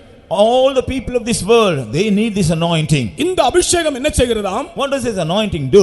இந்த உலக இச்சைகளுக்கு நாம் எப்படி தப்பித்துக் கொள்ள வேண்டும் என்று நமக்கு போதிக்கிறதாம். It teaches us how we can escape the lusts of this world. இந்த பரிசுத்த ஆவி நமக்கு ஒரு போதகராக நமக்குள் இருக்கிறார். This Holy Spirit is abiding in us as a teacher. நமக்குள்ளே இருந்து அவர் போதிக்கிறார். Being in us he is teaching us. வேதத்தின் பொருளை விளக்கிட வல்ல போதகராமாவி யானவரே. நம்ம அருமையா படிக்கிற ஒரு பாட்டு இது. வேதத்தின் பொருளை விளக்கிட வல்ல போதகராமாவி யானவரே. பாதத்தில் வீழ்ந்து பணிந்திடுவோமே, பாதத்தில் வீழ்ந்து பணிந்திடுவோமே, பரிசுத்தமாவோமே, நாங்கள் பரிசுத்தமாவோமே. பொருளை விளக்கிட வல்ல போதகராமாவி யானவரே. வேதத்தில் விளக்கிட வல்ல போதகராமாவி யானவரே. பாதத்தில் வீழ்ந்து பணிந்திடுவோமே, பாதத்தில் வீழ்ந்து பணிந்திடுவோமே, பரிசுத்தமாவோமே, நாங்கள் பரிசுத்தமாவோமே. எங்கள் தாகத்தை தீருமையா, அபிஷேகத்தை தாருமையா, எங்கள் தாகத்தை தீருமையா, அபிஷேகத்தை தாருமையா. நீங்கள் பரிசுத்தரால் பெற்ற அபிஷேகம் உங்களுக்கு போதிக்கிறது. The anointing you have received through the Holy One that will teach you. என்ன போதிக்கிறது? What does it teach? இந்த உலக இச்சைகளின்படி நீங்கள் ஜீவிக்காமல் இருக்கும்படியாக. That you may not live according to the lusts of this world. ஆகையால் பரிசுத்த ஆவியின் அபிஷேகத்தை பெறாதவர்கள் இது கடைசி காலம், அந்த பரிசுத்தரின் அபிஷேகத்தை பெற்றுக்கொள்ளுங்கள். Therefore all those who have not yet received the Holy Spirit, because this is the last time, receive the Holy Spirit from the Holy One. அபிஷேகம் உள்ள ஜீவியம் செய்யுங்கள். live an anointed life. இந்த அபிஷேகம் நம்மை விட்டு நீங்காத ஒரு அபிஷேகம். This anointing is something that which will never depart from us. இது நாம் எங்கே போனாலும் இந்த அபிஷேகம் நம்மோடு இருக்கிற ஒரு அபிஷேகம். Wherever we go, this anointing will abide with us. எதை செய்தாலும் இந்த அபிஷேகம் நம்மோடு இருக்கிற ஒரு அபிஷேகம். Whatever we do, this anointing will abide with us. இந்த அபிஷேகம் நமக்குள்ள இருந்து நமக்கு சொல்லி தந்து கொண்டே இருக்கும். This anointing being in us, he is teaching us and guiding us. ஒரு கைடு போல அவர் நமக்கு சொல்லி தந்து கொண்டே இருப்பார். As a guide, he will be teaching us. கர்த்தருக்கு ஸ்தோத்திரம். Praise be to God. அவர் சொல்லுகிறபடியே நாம் ஜீவித்தால் இந்த ஜீவியம் அருமையாக இருக்கும். If we live according to what he says, our life will become a pleasant one. ஒரு ஐயாட்ட கேட்டேன், ஐயா நீங்க எப்படி இருக்கீங்க, நல்லா இருக்கீங்களான்னு கேட்டேன். I asked a person, sir, how you are? நம்முடைய விசுவாசிதான் ஒரு ஐயா. He is one of our believers. ஐயா நீங்க எப்படி இருக்கீங்கன்னு கேட்டேன். I asked him, brother, how are you? அவர் சொன்னார், ஆவியானவர் என்னை அருமையாய் நடத்துறார் ஐயா. He said, Lord, pastor, the spirit of the Lord is leading me in a wonderful way. என்னை அருமையாய் நடத்துறார். He is leading me in a wonderful way. அந்த வார்த்தை நம்ம என்னை சந்தோஷப்படுத்தியது. Really, I was rejoicing by hearing that word. ஒவ்வொருவரும் அப்படி சொல்லணும், ஆவியானவர் என்னை அருமையாக நடத்துகிறார் என்று சொல்ல வேண்டும். Every one of you used to say, the spirit of the Lord is leading me in a beautiful way. ஆவியானவர் உன்னை நடுத்தெருவிலே நிறுத்த மாட்டார். The spirit of the Lord will never leave you in the mid street. உன்னுடைய முகம் செத்து போகும்படி ஆவியானவர் செய்ய மாட்டார். He will not allow your face to be dead. பரிசுத்த ஆவியானவருக்கு நம்மை ஒப்புக் கொடுத்தால், when we surrender ourselves to the Holy Spirit, அவர் நம்மை எளிதிலே விட மாட்டார், ஏமாற்றி விடவும் மாட்டார். He will not forsake us, he will not disappoint us. அவர் உன்னை எளிதில் விட மாட்டார். He will not leave you all of a sudden. தேவ சித்தமுனிலே பரிபூர்ணமாய் நிறைவேறும் வரைக்கும் உன்னை விட மாட்டார். Until the will of God is perfected in you, he will not leave you. உன்னை ஏமாற்றி விடவும் மாட்டார். And he will never disappoint you. ஆனால் நீ நம்புகிற, நீ சார்ந்திருக்கிற ஜனங்கள் எல்லாம் உன்னை ஏமாற்றலாம். But the people whom you trust, whom you lean upon, they will disappoint you. பரிசுத்த ஆவியானவருக்கு உன்னை நீ ஒப்புக் கொடுத்து பார்.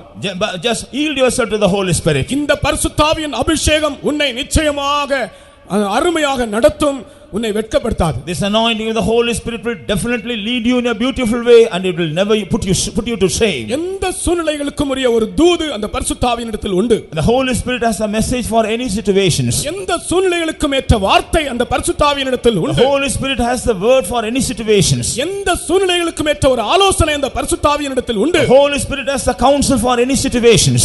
நான் இந்த ஊழியத்திற்கு அழைக்கப்பட்ட போது, when I was called for this ministry, எனக்கு ஒரு பயம் இருந்தது. I had a fear. நான் எப்படி நிற்பேன், எப்படி சமாளிப்பேன் ஆண்டவரே, அப்படியே கேட்டேன், எப்படி சமாளிப்பேன் ஆண்டவரே. I was asking the Lord, how I am going to manage, how I will stand. எனக்கு பயமாக இருந்தது. I was afraid. ஏன்னா நான் ஒன்றும் தெரியாத ஒரு ஆள். Because I didn't know anything. எனக்கு ஒன்றும் தெரியாது. I didn't know anything. நான் ஒரு சின்ன பையன். I was a small boy. நான் எப்படி சமாளிப்பேன் ஆண்டவரே என்று கேட்டேன். Lord, how I will manage. கர்த்தர் என்னோடு மெல்லிய சத்தத்தில் பேசின ஒரு வார்த்தை, என்னுடைய அபிஷேகம் உன்னில் இருக்கிறது என்றார். Then the Lord spoke to me through his feeble voice, my anointing is with you. அதே போல ஏதாவது வாழ்க்கையில பிரச்சனைகள் வரும்போது, கஷ்டங்கள் வரும்போது, ஒரு கடினமான பாதை வரும்போது, இடுக்கமான பாதைகள் வரும்போது, ஒரு பாய் எடுத்து போட்டு முழங்கால் நின்று கொஞ்ச நேரம் அந்நிய பாஷை பேசி ஆவியில நிரம்பும் போது, அந்த சூழ்நிலைகள் அப்படியே சமாளிக்கப்படுவதை, அப்படியே ஒரு இளைப்பாறுதல் உண்டாவதை நான் உணர்கிறேன். As the Lord told me, whenever I come across any difficult path, any narrow path, any sufferings or any such things, I used to spread a mat and sit on it and get filled in the Spirit for some time. And as I was getting filled in the Spirit, I feel all the such things are rolling away from me. இஸ்ரவேலின் பரிசுத்தர் உன்னை அபிஷேகம் பண்ணி இருக்கிறார். Holy One of Israel has anointed you. கர்த்தருக்கு ஸ்தோத்திரம். Praise be to God. ஆகையால் உலகத்தின் சகல காரியங்களில் இருந்தும் நீ விடுதலை, எந்தெந்த காரியத்தை நீ விட்டு விலக வேண்டும் உலகத்தில் என்று பரிசுத்த ஆவியானவர் உனக்கு தெளிவாய் சொல்லுவார். So the Holy Spirit will clearly teach you from what all things you have to come out of this world. நீ எதை விட வேண்டும்? He will say what all you have to forsake. எதை விட்டு விலக வேண்டும்? He will say from what all things you have to depart yourself. எதை நீ எறிந்து போட வேண்டும்? He will say what all things you have to cast off. அது பரிசுத்த ஆவியானவர் திட்டமாய் நமக்கு சொல்லுவார். In a definite manner the Holy Spirit will teach us. அது ஆடம்பரமான வஸ்திரமா இருந்தாலும், அது ஆடம்பரமான வஸ்திரமாக இருந்தாலும், whether it is a modern apparel, அது நகையா இருந்தாலும், or whether it is ornaments, எதுவா இருந்தாலும், whatever it may be, நீ உன்னை விட்டு விலக்க வேண்டிய காரியம் என்ன என்று பரிசுத்த ஆவியானவர் உனக்கு தெளிவாய் சொல்லுவார். The Holy Spirit will clearly tell you what all things you have to remove from your life. கர்த்தருக்கு ஸ்தோத்திரம். Praise be to God. நான் இன்றைக்கு உங்களுக்கு கேட்டால் உங்களே எத்தனையோ சாட்சிகள் இருப்பீர்கள். If I ask you, I believe many testimonies will be there. தேவனுடைய சித்தத்துக்கு அந்நியமானவைகள் எதுவோ பரிசுத்த ஆவியானவர் அதை நம்முடைய ஜீவியத்திலிருந்து அகற்றும்படி சொல்லுவார். The Holy Spirit will tell us what all things are contrary to the will of God, that such things should be removed from our life. அதற்காகவே அந்த பரிசுத்தரால் நீங்கள் அபிஷேகம் பண்ணப்பட்டீர்கள். It is for this reason you are anointed by that Holy One. கர்த்தருக்கு ஸ்தோத்திரம். Praise be to God. அடுத்ததாக Next, இன்னொரு காரியம் கூட நான் சொல்லுகிறேன். let me tell us another thing. இந்த பரிசுத்தரை பற்றி சங்கீதக்காரன் சொல்லுகிறான், இந்த பரிசுத்தர் அழிவை காண ஒட்டீர். And concerning this holy one, the psalmist says, he will never suffer us to see இந்த corruption. பரிசுத்தரை பற்றி சொல்லப்பட்டிருக்கிற வார்த்தை அவர் அழிவை காணவில்லை. Concerning this holy one, it is mentioned, he will never suffer to see corruption. 16ஆம் சங்கீதம் 10ஆம் வசனமும் அப்போஸ்தலர் 2ஆம் அதிகாரம் 27ஆம் வசனத்திலும் உமது பரிசுத்தர் அழிவை காண ஒட்டீர். 14 Psalm and verse 10, Acts of Apostles chapter 2 and verse 27, we read this verse. என் ஆத்துமாவை பாதாளத்தில் விடேன், உம்முடைய பரிசுத்தவானை அழிவை காண ஒட்டீர். என் ஆத்துமாவை பாதாளத்தில் விடேன், உம்முடைய பரிசுத்தர் அழிவை காண ஒட்டீர். உமது பரிசுத்தர் அழிவை காண ஒட்டீர். You will not suffer thine holy one to see corruption. கர்த்தருக்கு ஸ்தோத்திரம். Praise be to God. உமது பரிசுத்தர் அழிவை காண ஒட்டீர். You will not suffer thine holy one to see corruption. இந்த வசனம் இயேசு கிறிஸ்துவினுடைய உயிர்த்தெழுதலை காண்பிக்கிறார். This verse denotes the resurrection of our Lord அழிவை Jesus. காணவில்லை. He didn't see corruption. அவர் அழிவை காணவில்லை. He never saw corruption. அவர் அழிவை காணவில்லை. He never saw corruption. Our உயிர்த்தெழும்பினார். He was resurrected. அவர் இன்றைக்கும் உயிரோடு இருக்கிறார். Even today he is alive. இதுதான் யோபும் சொன்னான். This is what Job says. கர்த்தராகிய என் மீட்பர் உயிரோடு இருக்கிறார். My Redeemer is living. தன் சோதனை வேளையிலே அவன் சொன்ன வார்த்தை, என் மீட்பர் உயிரோடு இருக்கிறார். At the time of his trials he said, my Redeemer is alive. எலும்பும் தோலுமாய் மாறின யோபு, Though he became skin and bones, மரண அவஸ்தையில் இருந்த யோபு, when he was in the state of death. பழைய ஏற்பாட்டின் காலத்திலேயே என் மீட்பர், அந்த மீட்பர் என்கிற வார்த்தை இயேசு கிறிஸ்துவை தான் காண்பிக்கிறது. அவருடைய உயிர்த்தெழுதலை பற்றி அவன் தீர்க்க தரிசனமாய் உரைக்கிறான். In the Old Testament the word Redeemer denote Jesus Christ. He was mentioning about the resurrection of Jesus. நம்முடைய இயேசு உயிரோடு இருக்கிறார். Our Jesus is alive. ஒரு அல்லேலூயா சொல்லுவோமா? அல்லேலூயா. நம்முடைய இயேசு உயிரோடு இருக்கிறார். Our Jesus is alive.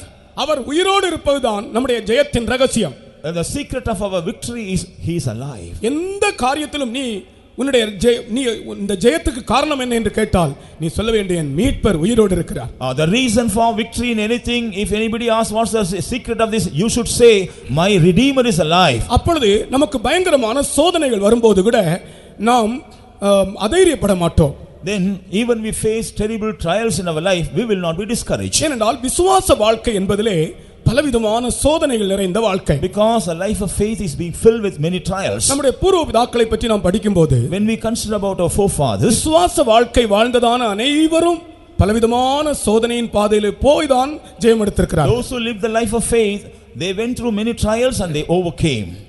அந்த விசுவாசம் என்ன விசுவாசம்? What is that faith? அவர்களுடைய எல்லா விதமான அந்த பயங்கரமான சூழ்நிலைகள் மத்தியிலும் என் மீட்பர் உயிரோடு இருக்கிறார் என்ற விசுவாசம்தான், என் இயேசு ஜீவிக்கிறார் என்ற விசுவாசம்தான் அவர்களை நிலைநிறுத்தியது. The faith they had is that Redeemer was alive. It is by that faith they were able to stand in the midst of all the trials and they were able to overcome also. சில வருஷங்களுக்கு முன்பாக நம்முடைய ஒரு விசுவாசிக்கு ஒரு குழந்தை மரணத்துக்கு ஏதுவாக வியாதியா இருந்தது. Some years ago one of our believer child was nigh unto death. அப்பொழுது அந்த விசுவாசி சொன்னார், இயேசு உயிரோடு இருக்கிறார், என் மகன் மரித்தாலும் பிழைத்தாலும் எனக்கு அது பயமே இல்லை, கர்த்தர் உயிரோடு இருக்கிறார் அப்படி சொன்னார். That believer that time he said, my Jesus is alive and therefore I don't bother whether my child dies or whether he is healed. அழகான குழந்தை. It's a beautiful child. அழகான ஒரு ஆண் குழந்தை. It's a beautiful male child. திடீரென்று நாங்கள் அப்படி பார்த்து கொண்டிருக்கும் போதே அந்த குழந்தை செத்து போயிட்டு. When I went there to look into that child, it was dead. அப்போ கூட அந்த சகோதரன் அழவில்லை. Even that time that father, the brother, he didn't cry. அவர் சொன்னார், இயேசு உயிரோடு இருக்கிறார், என் குழந்தை மரித்தாலும் இயேசு உயிரோடு இருக்கிறார். என்ன வார்த்தை பாருங்கள். He said, though my child is dead, my Jesus is alive. சந்தோஷத்தோடு அடக்க ஆராதனை எல்லாம் முடிந்தது. அவர் தைரியப்படவே இல்லை, சோர்ந்து போகவே இல்லை, சந்தோஷமா இருந்தார்கள். Even the funeral service was over, but he was never discouraged, he was not grieved, he was very happy. 6 மாதங்களுக்கு பிறகு, after 6 months, இவருக்கு ஒரு வியாதி வந்தது. He had a sickness. நான் நம்பவே முடியவில்லை, அந்த வார்த்தையை சொல்லவே முடியவில்லை. என்னை ஆஸ்பத்திரி கொண்டு போங்கள், என்னை ஆஸ்பத்திரி கொண்டு போங்கள், நான் மரித்து போவேன் என்று சொன்னார். But I couldn't believe his word that he uttered at that time. He said, take me to hospital, I will die, please take me to hospital. அப்போ நான் உங்க பிள்ளையுடைய மரணத்துக்கு நீங்க இவ்வளவு தைரியமா இருந்தீங்களே, இவ்வளவு அதைரியப்பட்டுட்டீங்களா அப்படின்னு அவர்கிட்ட கேட்டேன். Then I asked you were so courageous when your child died, but how you became so discouraged now? இல்லை இல்லை என்னை ஆஸ்பத்திரிக்கு கொண்டு போங்க, என்னை ஆஸ்பத்திரியில் போய் உடனே போகும்போது ட்ரீட்மெண்ட் பண்ணும்போதே மரித்து போனார். But he said, no, take me to hospital. While he was taking to hospital and when they were treating him, he died. ஒரு விளங்காத ஒரு புதிராக இருந்தது. I couldn't believe this. நான் எத்தனையோ நாட்கள் இது ஏன் இப்படி நடந்தது என்று எத்தனையோ நாட்கள் நான் கர்த்தரிடத்திலே ஜெபித்து கேட்டேன். I was praying to the Lord for many days why this has happened, because I couldn't understand it. ஆனால் அப்போ கர்த்தர் ஒரு வார்த்தை என்னோடு வந்து எனக்கு தந்ததான ஒரு வெளிப்படுத்தல் என்னவென்றால், and then the revelation that the Lord gave me that day, என் மீட்பர் உயிரோடு இருக்கிறார் என்ற விசுவாசம் அவருடைய பையன் வியாதியா இருக்கும்போது அவருக்கு இருந்தது. இவருடைய வியாதி நேரத்தில் அந்த விசுவாசம் இவருக்குள்ள இல்லாமல் போயிற்று. He had a faith that my Redeemer liveth when his child died, but when he became sick he lost that faith. ஆகையினால் தான் யோபனுடைய விஷயத்திலும் கூட பிசாசு சொல்கிறான், தோலுக்கு பதிலா தோல் கொடுப்பான், நீர் அவனை சோதித்து பாரும், அவன் உன்னை மறுதலிக்க மாட்டானா, மறுதலிக்கிறானா இல்லையா பாரும் என்று சொல்றான், சவால் விடுகிறான். Concerning the matter of Job, the devil is challenging with God. Even man will give skin for skin, but if you touch him and find him, then he will blaspheme you. அவருக்கு அந்த சோதனை வந்தபோது என் மீட்பர் உயிரோடு இருக்கிறார் என்று சொல்ல முடியவில்லை. When this believer, when he came across that sickness, he couldn't say my Redeemer is alive. கர்த்தருக்கு ஸ்தோத்திரம். Praise be to God. என் மீட்பர் உயிரோடு இருக்கிறார். My Redeemer is alive. எல்லாரும் சத்தமாய் சொல்லுங்க. Loudly say, என் மீட்பர் உயிரோடு இருக்கிறார். ஹalleluya. மீட்பர் உயிரோடு இருக்கிறார். கவலைகள் தீர்ப்பார், கண்ணீர் துடைப்பார், கடைசி மட்டும் கைவிடாதிருப்பார், பாவ மன்னிப்பளிப்பார்,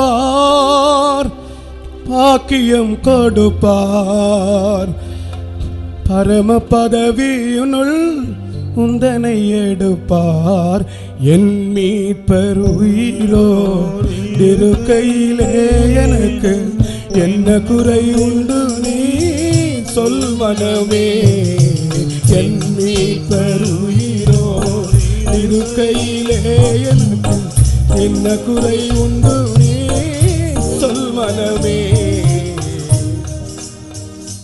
கர்த்தருக்கு ஸ்தோத்திரம். Praise be to God. எல்லாரும் உன்னை கைவிடும்போது, when everybody forsake you, வியாதி நேரத்திலே, at the time of sickness, மரண அவஸ்தையிலே, at the time of death, நம்பிக்கை இல்லாத வேளையிலே, at the time you have lost your hope, எல்லாரும் அவிசுவாசமான வார்த்தைகளை பேசுகிற வேளையிலே, when others are speaking the words of unbelief, நீ இந்த வார்த்தை பாட வேண்டும். you have to sing this. கவலைகள் தீர்ப்பார். இந்த வார்த்தை நாங்கள் இந்த பாடல் நாங்கள் ரட்சிக்கப்படும் முன்னாலே, நாங்கள் பேர் கிறிஸ்தவ மார்க்கத்தில் இருந்த சமயத்திலே சோதனை வேளையிலே பாடின பாட்டு. Even before we were saved, when we were in the nominal Christian church, at the times of trials, we used to sing this song. இந்த பெந்தேகோஸ்து சபைக்கு வரும் முன்னதாகவே ஒரு பயங்கரமான சோதனை வேளையிலே நாங்கள் பாடின பாட்டு. Even before coming to this Pentecostal experience, when we went through a terrible trial, we sang this song. கவலைகள் தீர்ப்பார், கண்ணீர் துடைப்பார், கடைசி மட்டும் கைவிடாதிருப்பார், பாவ மன்னிப்பளிப்பார், பாக்கியம் கொடுப்பார், பரம பதவியினுள் உந்தனை எடுப்பார், என் மீட்பர் உயிரோடு இருக்கையிலே உனக்கு என்ன குறை உண்டு நீ சொல் மனமே. அதற்கு ஸ்தோத்திரம். Praise be to God. அதை பாடும்போது என் இருதயம் நொறுங்குகிறது. Even when I sing this song, my heart is broken. நான் மரணப்படுக்கையில் இருந்தபோது வார்த்தைகள் எனக்கு தைரியம் தந்த வார்த்தைகள். When I was in my deathbed, these are the words which encouraged me. இஸ்ரவேலின் பரிசுத்தர் ஜீவிக்கிறார். The Holy One of Israel is alive. நீ துக்கப்படாதே. Don't be grieved. நீ கம்பீரி. You just shout. எந்த சூழ்நிலையில் இருந்தும் அவர் உன்னை வெளியே கொண்டு வருவார். He is able to bring you out of any situations. இந்த கோரஸ் தெரிஞ்சவங்க யாராவது மற்ற சபைகளில் இருந்து வந்திருந்தால் என்னோடு சேர்ந்து பாடுங்கள். கவலைகள் தீர்ப்பார், கண்ணீர் துடைப்பார், கடைசி மட்டும் கைவிடாதிருப்பார், கடைசி மட்டும் கைவிடாதிருப்பார், பாவ மன்னிப்பளிப்பார், பாக்கியம் கொடுப்பார், பரம பதவியினுள் எந்தனை எடுப்பார், என் மீட்பர் உயிரோடு இருக்கையிலே எனக்கு என்ன குறை உண்டு நீ சொல் மனமே, என் மீட்பர் உயிரோடு இருக்கையிலே என்ன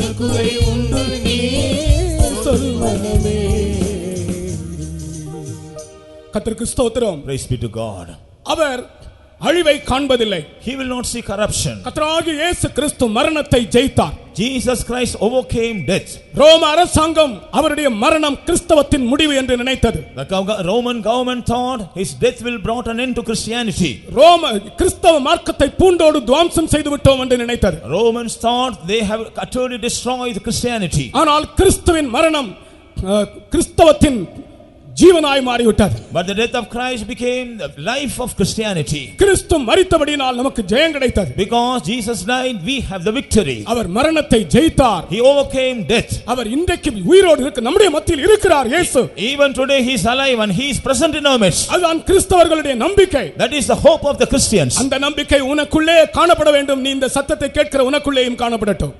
That hope should be seen in you. All those who hear this voice, that hope should be seen in your life. ஏசாயா தீர்க்கதரிசன புத்தகத்திலே அவரை பற்றி இரண்டு காரியங்கள் சொல்லப்பட்டிருக்கிறது. Two things are mentioned about him in the book of Isaiah. 8ஆம் அதிகாரம் 14ஆம் வசனத்திலே In Isaiah chapter 8 and verse 14, அவர் பரிசுத்த ஸ்தலமாய் இருப்பார். he shall be a holy place. அவர் மரணத்தை ஜெயமாய் விழுங்குவார். And he will swallow death into victory. கர்த்தராகிய இயேசு கிறிஸ்து பரிசுத்த ஸ்தலமாக இருப்பார். Jesus Christ shall be a holy place. ஆமென். அவர் பரிசுத்த ஸ்தலமாக ஒரு நடமாடும் பரிசுத்த ஸ்தலமாக இருந்தார். He was a holy place and he was a mobile holy place. அவரிடத்தில் வந்தவர்கள் எல்லாரும் பரிசுத்தம் அடைந்தார்கள். All those who came to him were sanctified. அவர் பரிசுத்த ஸ்தலமாய் இருந்தபடியினால் Because he was a holy place, தம்மிடத்தில் வந்த அனைவரையும் பரிசுத்தமாக்கினார். he was able to sanctify all those who came unto him. சாலமோனிலும் பெரியவர் இங்கே இருக்கிறார் என்று சொன்னாரே. He said greater than Solomon is here. ஏன் அப்படி சொன்னார்? Why did he say? சாலமோனிடத்தில் சாலமோனுடைய ஞானத்தை கேட்க வந்தவர்கள் ஒருவராகிலும் பரிசுத்தமாய் திரும்பி போனதில்லை. All those who came to hear the wisdom of Solomon, they never returned back being sanctified. பாவத்தோடு வந்தவர்கள் அவனுடைய ஞானத்தை கேட்டு பாவத்தோடே திரும்பி போனார்கள். All those who came with sin, after hearing this wisdom, they went back with their sin. ஆனாலும் இந்த சாலமோனை விட பெரியவர் பரிசுத்த ஸ்தலமாய் இருக்கிறார். அவரிடத்தில் வருகிறவர்கள் பாவிகளாய் வந்தால் திரும்பி போகும்போது பரிசுத்தராய் திரும்பி போவார்கள். But he is the one who is greater than Solomon. He is the holy one. All those who come to him with sin, while they return back, they will return back being removed from the sin. பழைய ஏற்பாட்டின் காலத்தில் ஒரு பிரமாணம் இருந்தது. There was a law in the Old Testament. பரிசுத்த ஸ்தலத்திலே ஒரு குள்ளமான மனுஷன் போகக்கூடாது. A short man cannot enter into the holy place. குள்ளனானாலும் கூனனானாலும் பூ விழுந்த அந்த பரிசுத்த ஸ்தலத்துக்குள்ளே அவன் போக கூடாது. All those who are defiled, like those who are short and make various other things, they are not supposed to enter into the holy place. ஆனால் புதிய ஏற்பாட்டு பரிசுத்த ஸ்தலமாகிய இயேசுவை பற்றி ஒரு விசித்திரமான காரியம். But there's something new concerning Jesus, who is the holy place in the New Testament. இந்த பரிசுத்த ஸ்தலம் போய் ஒரு குள்ளனை நீ இங்கே வா என்னிடத்தில் என்று அழைக்கிறது. This holy place went and invited a small short man to him. பழைய ஏற்பாட்டின் காலத்திலே ஒரு குள்ளன் பரிசுத்த ஸ்தலத்தில் போக கூடாது. In the Old Testament, the short man should not enter into the holy place. ஆனால் புதிய ஏற்பாட்டிலே இவர் பரிசுத்த ஸ்தலம், இந்த பரிசுத்த ஸ்தலம் போய் அந்த குள்ளனை நீ இறங்கி வா, இன்றைக்கு நான் உன் வீட்டில் தங்க வேண்டும் என்று. But in the New Testament, he is the holiest place, and he went after a short man and he asked him, come down, today I want to abide in your house. இவர் பரிசுத்தம் செய்கிறவர். He is the one who sanctifies us. நம்மை பரிசுத்தம் செய்கிறவர். He is the one who sanctifies us. கர்த்தருக்கு ஸ்தோத்திரம். Praise be to God. எபிரேய நிருபக்காரன் சொல்கிறான் இவர் பரிசுத்தம் செய்கிறவர். The writer of the Hebrew says he is the one who sanctifies us. பரிசுத்தம் செய்யப்படுகிறவர்கள், those who are sanctified, எல்லாரும் ஒரே பிதாவினால் உண்டாயிருக்கிறார்கள். they all are of one God the Father. கர்த்தருக்கு ஸ்தோத்திரம். Praise be to God. கர்த்தராகிய இயேசு நம்மை பரிசுத்தம் செய்கிறவர். Jesus Christ is the one who sanctifies us. வாழ்க்கை பரிசுத்தம் அடைந்தால் ஒழிய பரலோகத்தை சுதந்தரிக்க முடியாது. We cannot inherit heaven unless our life is sanctified. பரலோகம் பரிசுத்தமான ஒரு இடம். Heaven is a holy place. பரலோகம் ஆயத்தம் பண்ணப்பட்ட ஒரு இடம். Heaven is a prepared place.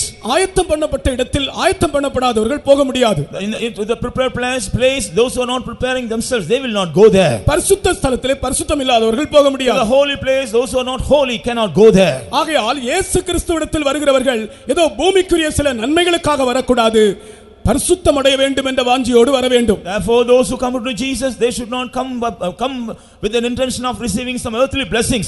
They must come with the intention of being sanctified by him. சிலர் இயேசுவை எதற்காக தேடுகிறார்கள்? Some people, why do they seek after Jesus? தங்களுடைய வேலைக்காக, for the work, தங்களுக்கு ஒரு வீட்டுக்காக, for the house, தங்களுடைய பிள்ளைகளுடைய நலனுக்காக, for the progress of the children, தங்களுடைய குடும்பத்துக்காக, for the family. இதற்காக தான் சிலர் இயேசுவை தேடுகிறார்கள். Only for these things they are seeking after Jesus. பூமிக்குரிய நன்மைகளுக்காக அல்ல. Not for the earthly things.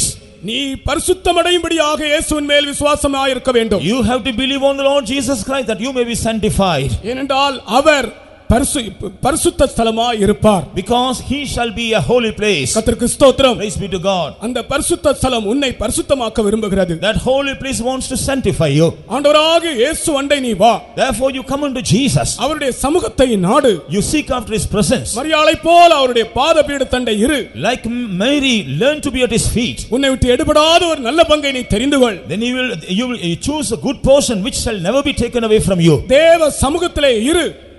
Learn to be in the presence of God. உன்னுடைய தனிப்பட்ட வாழ்க்கையிலே தேவ சமூகத்தில் இருப்பது ஒரு பழக்கமாக இருக்கட்டும். Let being in the presence of God become a habit in your personal life. கர்த்தர் உன்னை பரிசுத்தம் செய்வார். The Lord will sanctify you. கர்த்தருக்கு ஸ்தோத்திரம். Praise be to God. உன்னுடைய அசுத்தங்கள் எல்லாம் அவர் அகற்றுவார். He will remove all your uncleanness. நீ குற்ற உணர்ச்சியோடு அவரிடத்தில் நீ அறிக்கை செய்தால், When you confess with a true repentance, உன்னுடைய எல்லா காரியங்களையும் அசுத்தங்களையும் நீக்கி உன்னை பரிசுத்தம் செய்கிற பரிசுத்த ஸ்தலமாய் அவர் இருக்கிறார். He shall be a holy place unto you, who will remove all your uncleanness and who will sanctify you. கர்த்தருக்கு ஸ்தோத்திரம். Praise be to God.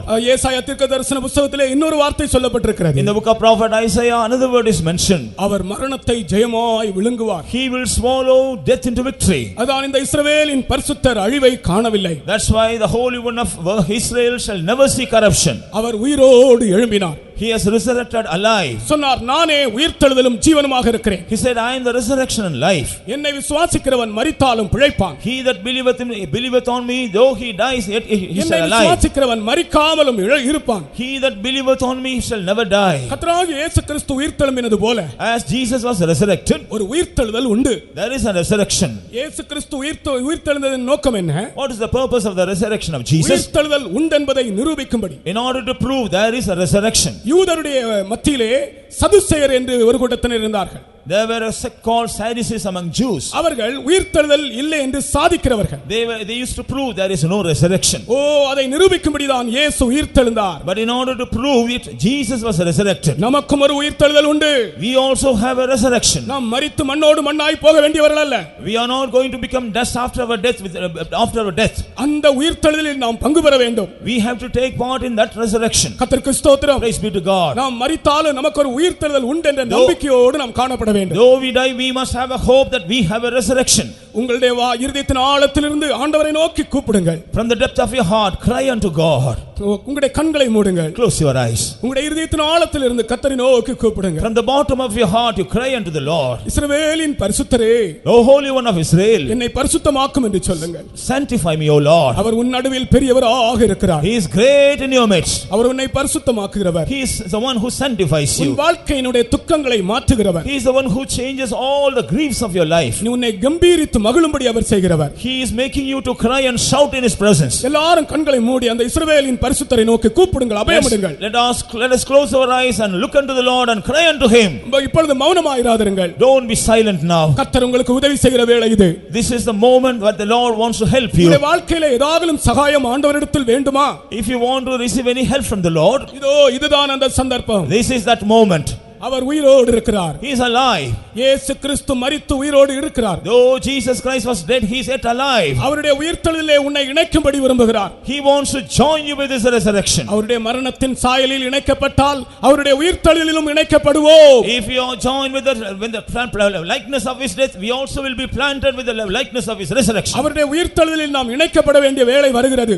The moment is coming whereby we may be planted with the likeness of his resurrection. ஆண்டவருக்கு உங்களுடைய வாழ்க்கையை ஒப்புக்கொடுங்கள். Surrender your life to the Lord. இந்த வேளையிலே உங்களுக்கு கர்த்தர் ஒரு பரிசுத்தாவின் வல்லமை தருகிறார். In this moment, the Lord is giving you the power of the Holy Spirit. வியாதியிலிருந்து விடுதலை தருகிறார். He is giving deliverance from your sickness. மன நிம்மதியை தருகிறார். He is giving you mind of peace. ஆண்டவரை பாடி மகிழும்படி கம்பீரிக்கும்படி கர்த்தர் உதவி செய்கிறார். He is helping you to cry and shout in the presence of God. மனுஷரால் இது கூடாதுதான். This is impossible with man. ஆனால் தேவனால் இது கூடும். But this is possible with God. இயேசுவினால் இது கூடும். Yes, it is possible with our Jesus. இயேசுவினால் கூடாத காரியம் உண்டோ? Is there anything impossible with my Jesus? இயேசுவால் ஆகாத காரியம் உண்டோ? Is there anything too hard for my Jesus? அவர் கையிலே உங்களை ஒப்புக்கொடுங்கள். Surrender yourself in his hands. பரிசுத்தரே உம்முடைய கையிலே என்னை ஒப்படைக்கிறேன் என்று சொல்லுங்கள். Holy One, I surrender myself into your hands. பரிசுத்தரே உம்முடைய கையில் என்னை ஒப்படைக்கிறேன் என்று சொல்லுங்கள். Let us say, Lord Jesus, Holy One, I surrender myself in your hands. ஏதாவது உங்களுக்கு ப்ராப்ளம்ஸ் இருந்தால், உங்களுடைய வாழ்க்கையில பிரச்சனைகள் இருந்தால், அந்த பரிசுத்தர் உங்களுக்கு இப்பொழுது விடுதலை தருகிறார். If you have any problems in your life or in your family, today now he is is going to deliver you. அவர் உன்னிடத்தில் பணம் கேட்கவில்லை, He doesn't ask money from you. பொருள் கேட்கவில்லை. He doesn't want any things from you. நீ அவரை விசுவாசித்தால் போதும். If you just believe, that is suffice. உன் விசுவாசமே உலகத்தை ஜெயிக்கிற ஜெயம். It is your faith that will overcome the world. நீ எத்தனையோ நாட்கள் சந்தேகப்பட்டாய், You have been doubting for many days, ஆனா கர்த்தர் உன் சந்தேகத்தை இப்பொழுது நீக்குகிறார். but the Lord is removing your doubt from you. அசுத்த ஆவிகளுக்கு உன்மேல் அதிகாரம் இல்லை. The evil spirits have no dominion over you. இஸ்ரவேலின் பரிசுத்தர் உன் நடுவில் பெரியவர். The Holy One of Israel is great in your midst. எல்லாரும் விசுவாசிப்போம், நம்முடைய இயேசு நம்முடைய மத்தியிலே பெரியவராக இருக்கிறார். Let us believe our Jesus is in our midst as a great one. அவரால் செய்யக்கூடாத காரியமே இல்லை. There is nothing impossible with him. அவர் பெரியவராய் இருந்தால் உன்னுடைய பிரச்சனைகள் சிறியவைகள். If he is great, all your problems will be small before him. அவர் பெரியவராய் இருந்தால் உன்னுடைய வியாதி சிறியது. If he is great, all your sicknesses are small before him. அவர் பெரியவராய் இருந்தால் உன்னை எதிர்க்கிற சக்திகள் எல்லாம் சிறியவைகள். If he is great, all the powers that are resisting you, they are small in his before him. வானத்திலும் பூமியிலும் சகல அதிகாரம் உடையவராய் அவர் நம்முடைய மத்தியிலே உலாவிக் கொண்டிருக்கிறார். He is the authority on the earth and above heaven. He is moving in our midst. அவருக்கு உங்களை ஒப்புக்கொடுங்கள். Surrender your lives to him. ஒரு பெரிய வல்லமை உங்களை தொடுகிறது. A great power is touching you. இன்றைக்கே உங்களுடைய விடுதலை நாள். Today is a day of deliverance for you. உங்களுடைய இதயத்தில் இந்த பாரத்தை கர்த்தர் புரட்டி போடுகிறார். The Lord is rolling away the burden from your heart. கர்த்தருக்குள் கம்பீரி. Rejoice in the Lord. ஆமென். அந்த வசனத்தை ஒரு தடவை விட வாசித்து நாம் முடிப்போம். அந்த Let us வசனத்தை once again read that verse and let us conclude. நீங்களாம் கண்களை மூடிக்கொண்டே இருங்கள். You all please close your eyes. அந்த வசனத்தை வாசிக்கும்போது அந்த வசனத்திலிருந்து ஒரு பெரிய சக்தி புறப்பட்டு உங்களை தொடும். As this verse is being read, a great power will proceed out of that word and he will touch you. சீயோனில் வாசமாயிருக்கிறவளே, சியோனில் வாசமாயிருக்கிறவளே, நீ சத்தமிட்டு கம்பீரி. சத்தமிட்டு கம்பீரி. இஸ்ரவேலின் பரிசுத்தர், இஸ்ரவேலின் பரிசுத்தர் உன் நடுவில் பெரியவராயிருக்கிறார். உன் நடுவில் பெரியவராய் இருக்கிறார். ஹல்லேலூயா. Hallelujah. Hallelujah. பரிசுத்தர் பரிசுத்தராயிருங்களேன்றே, நான் பரிசுத்தர் பரிசுத்தராயிருங்களேன்றே, பரிசுத்தமாக்கும் நின் வசனத்தினால், பரிசுத்தமாக்கும் நின் வசனத்தினால், பரிதிரையற்ற பரிசுத்தனாகிட ஆவியாத்மாவிலும் உட்குறித்தேன். பரிதிரையற்ற பரிசுத்தனாகிட ஆவியாத்மாவிலும் உட்குறித்தேன். நின் திருக்கரத்தில் படிக்கிறேன் தத்துவமே உமக்கே. பரிசுத்தரே, நின் திருக்கரத்தில் படிக்கிறேன் தத்துவமே உமக்கே. மாறானின் நோக்கமும் நிறைவேற்றி, மாற்றிடமே சாயலாய். மாறானின் நோக்கமும் நிறைவேற்றி, மாற்றிடமே சாயலாய். நான் பரிசுத்தர் பரிசுத்தராயிருங்களேன்றீர், நான் பரிசுத்தர் பரிசுத்தராயிருங்களேன்றீர். பரிசுத்தமாகும் நின் வசனத்தினால், பரிசுத்தமாகும் நின் வசனத்தினால், பரிதிரையற்ற பரிசுத்தனாகிட ஆவியாத்மாவிலும் உட்குறித்தேன்.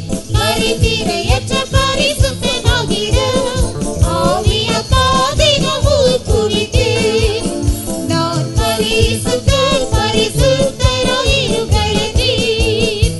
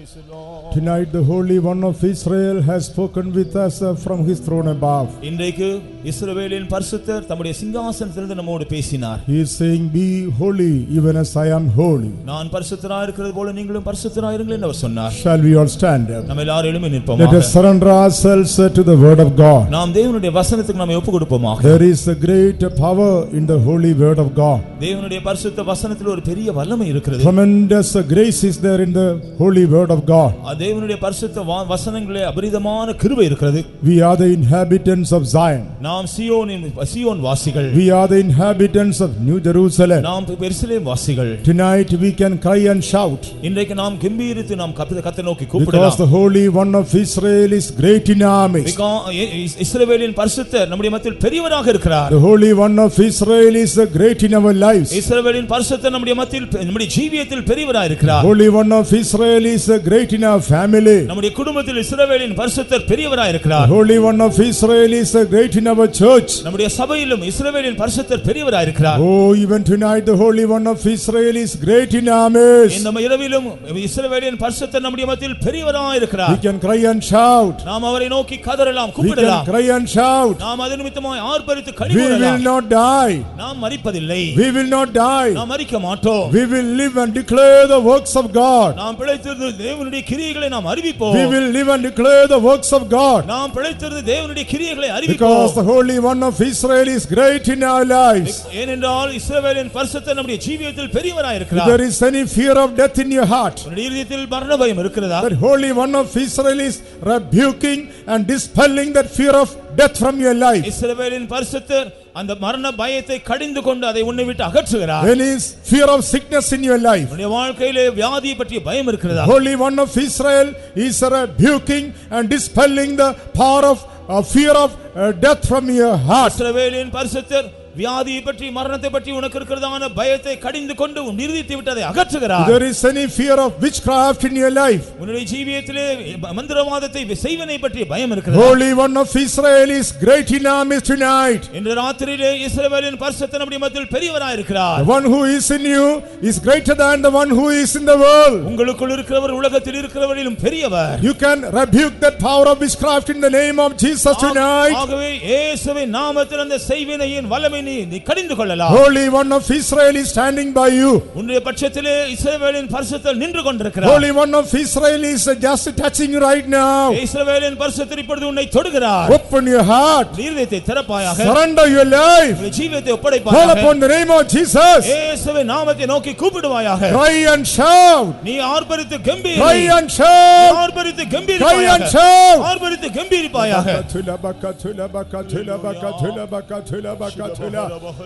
Oh, சார்ந்திடும் உள்ளங்கள் உணர்வடைய, ஆய்ந்திடும் சரீரங்கள் உயிரடைய, சார்ந்திடும் உள்ளங்கள் உணர்வடைய, ஆமென். ஆய்ந்திடும் சரீரங்கள் உயிரடைய, ஆண்டிடும் சக்திகள் அதனோடவே, அண்டி வரும் எமக்கு நிச்சயம் தருவே. ஆண்டிடும் சக்திகள் அதனோடவே, அண்டி வரும் எமக்கு நிச்சயம் தருவே. சோர்ந்திடும் உள்ளங்கள் உணர்வடைய, ஆய்ந்திடும் சரீரங்கள் உயிரடைய, சார்ந்திடும் உள்ளங்கள் உணர்வடைய, ஆய்ந்திடும் சரீரங்கள் உயிரடைய, ஆமென். ஆண்டிடும் சக்திகள் அதனோடவே, அண்டி வரும் எமக்கு நிச்சயம் தருவே. ஆண்டிடும் சக்திகள் அதனோடவே, அண்டி வரும் எமக்கு நிச்சயம் தருவே. சோர்ந்திடும் உள்ளங்கள் உணர்வடைய, ஆண்டிடும் சரீரங்கள் உயிரடைய, ஆமென். ஆண்டிடும் உள்ளங்கள் உணர்வடைய, ஆண்டிடும் சரீரங்கள் உயிரடைய, ஆண்டிடும் சக்திகள் அதனோடவே, அண்டி வரும் எமக்கு நிச்சயம் தருவே. ஆண்டிடும் சக்திகள் அதனோடவே, அண்டி வரும் எமக்கு நிச்சயம் தருவே. ஆண்டிடும் சக்திகள் அதனோடவே, Hallelujah. நிச்சயம் தருவே. ஆண்டிடும் Hallelujah. அதனோடவே, அண்டி வரும் எமக்கு நிச்சயம் தருவே. Hallelujah. ஆண்டிடும் சக்திகள் அதனோடவே, அண்டி வரும் எமக்கு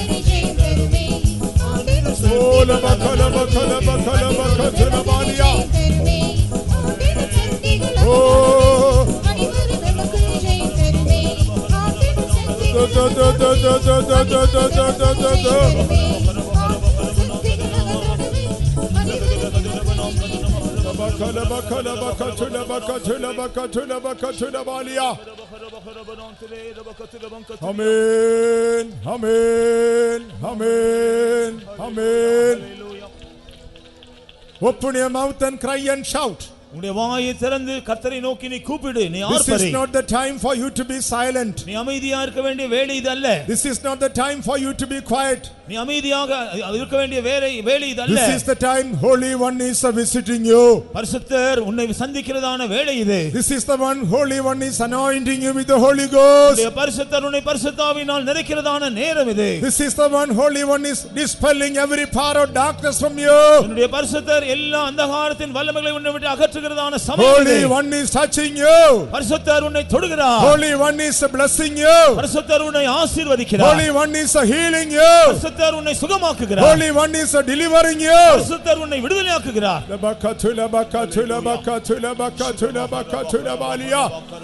Oh, da da da da da da da da da da da da. Labakala bakala bakatula bakatula bakatula balia. இயேசுவின் நாமத்தில் இயேசுவின் நாமத்தில் Amen. ஜெயம் நமக்குண்டு. ஹalleluya. இயேசுவின் நாமத்தில் Amen. இயேசுவின் நாமத்தில் Oh, ஜெயம். பரந்தோடு. Amen. இயேசுவின் நாமத்தில் இருக்கும்போது யார் நமக்கு எதிராய் Hallelujah. இயேசு இயேசு நாமத்தில் ஜெயம் நமக்குண்டு. இயேசுவின் நாமத்தில் இயேசுவின் நாமத்தில் ஜெயம் நமக்குண்டு. ஜெயம். ஹalleluya. இயேசுவின் நாமத்தில் இயேசுவின் நாமத்தில் பேய்கள் பறந்தோடும். இயேசுவின் நாமத்தில் இருக்கும்போது யார் நமக்கு எதிராய் நிற்பாரு? இயேசு இயேசு நாமத்தில் ஜெயம் நமக்குண்டு. இயேசுவின் நாமத்தில் இயேசுவின் நாமத்தில் ஜெயம் நமக்குண்டு. ஹalleluya. இயேசுவின் நாமத்தில் இயேசுவின் நாமத்தில் பேய்கள் பறந்தோடும். இயேசுவின் நாமத்தில் இருக்கும்போது யார் நமக்கு எதிராய் நிற்பாரு? இயேசு இயேசு நாமத்தில் ஜெயம் நமக்குண்டு. இயேசுவின் நாமத்தில் இருக்கும்போது யார் நமக்கு எதிராய் நிற்பாரு? இயேசு இயேசு நாமத்தில் ஜெயம் நமக்குண்டு. இயேசுவின் நாமத்தில் ஜெயம் நமக்குண்டு. இயேசு இயேசு நாமத்தில் ஜெயம் நமக்குண்டு. இயேசு இயேசு நாமத்தில் ஜெயம் நமக்குண்டு. இயேசு இயேசு நாமத்தில் ஜெயம் நமக்குண்டு. இயேசு இயேசு நாமத்தில் ஜெயம் நமக்குண்டு. Hallelujah, hallelujah, hallelujah, hallelujah, hallelujah. Yes, beloved ones, the Holy One of Israel, He is great in our lives. அருமையானவர்களே, இஸ்ரவேலின் பரிசுத்தர் நம்முடைய மத்தியில் பெரியவராய் இருக்கிறார். Let us always remember that He is in us. அவர் எப்போது நம்மில் இருக்கிறார் என்பதை நாம் நினைவில் வைத்துக் கொள்வோமாக. Therefore, He will be able to transform our life like unto Himself. அதனால் நம்முடைய ஜீவியத்தை அவரை போல மறுரூபமாக்க அவர் வல்லவராய் For all இருக்கிறார். the precious things which God has spoken with us tonight, shall we all praise இந்த God. ராத்திரியில் கர்த்தர் நம்மோடு பேசின அருமையான சகல காரியங்களுக்காக நாம் அவரை ஸ்தோத்திரம் பண்ணுவோம். Hallelujah. Praise the Lord. Praise the Lord. Praise the Lord. Praise the Lord. Praise the Lord. Praise the Lord. Praise the Lord. Praise the Lord. Praise the Lord. Praise the Lord. Praise the Lord. Praise the Lord. Because He has been moving in our midst and He has been great in our midst tonight, shall we praise God. அவர் நம்முடைய மத்தியில் பெரியவராய் இருக்கிறபடியால், நம்முடைய மத்தியில் அசைவாடி கொண்டிருந்தபடியால் அவரை ஸ்தோத்திரம் பண்ணுவோம். Praise the Lord. Praise the Lord. Praise the Lord. Praise the Lord. Praise the Lord. Praise the Lord. Praise the Lord. For all the great things God performed in our midst tonight, for His glory shall we praise God. இந்த ராத்திரியிலும் அவருடைய மகிமைக்கு, நாமத்தின் மகிமைக்காக நம்முடைய மத்தியில் கர்த்தர் நடப்பித்த சகல காரியங்களுக்காகவும் நாம் அவரை ஸ்தோத்திரம் பண்ணுவோம். Praise the Lord. Praise the Lord. Praise the Lord. Praise the Lord. Praise the Lord. Praise the Lord. Praise the Lord. For saving the sinners and healing the sick ones, shall we praise Him. பாவிகளை ரட்சித்தபடியினால், வியாதியஸ்தரை சுகமாக்கினபடியினால் ஸ்தோத்திரம் பண்ணுவோம். Praise the Lord. Praise the Lord. Praise the Lord. Praise the Lord. Praise the Lord. Praise the Lord. Praise the Lord. Shall we pray? ஜெபம் பண்ணுவோம். உங்களை நேசிக்கிறார் ஞான நல்ல இயேசுவே, இந்த நேரத்தில் உள்ள ஞான நல்ல ஆலோசனைகளுக்கு உமக்கு ஸ்தோத்திரம். சீயோன் குமாரத்தியே கழிவுறு இஸ்ரவேலின் பரிசுத்த உன் மத்தியில் பெரியவராக இருக்கிறீர் என்று நீ எடுத்து சொன்னீர் சுவாமி. மெய்யாவே நாங்கள் இந்த நாட்களில் உம்முடைய ஜனமாக இஸ்ரவேலராக இருக்கிறோம். நீ எங்கள் மத்தியில் பரிசுத்தராக வாசம் பண்ணுகிறீர். நாங்கள் உண்மையில் மகிழ்ந்து கழிவுகிறோம். எல்லா துக்கங்கள் வேதனைகளெல்லாம் சிதறடிக்கப்படுகிறது என்று நாங்கள் அறிந்திருக்கிறோம். அது மாத்திரமல்ல, நீ பரிசுத்தராக எங்களுக்குள்ள வாசம் பண்ணும்போது மரணமோ பாவமோ வியாதியோ வேதனையோ கர்த்தாவே எங்களை தொடையலாம் அறிந்திருக்கிறோம். கர்த்தாவே அந்த வல்லமைகள் பரிசுத்தராய் உண்மை கண்டு கர்த்தாவே இஸ்ரவேலின் பரிசுத்தராய் உண்மை கண்டு நீ தேவனுடைய பரிசுத்தர் என்று சாத்தான் அலையிக்கொண்டு ஓடினது போல யார்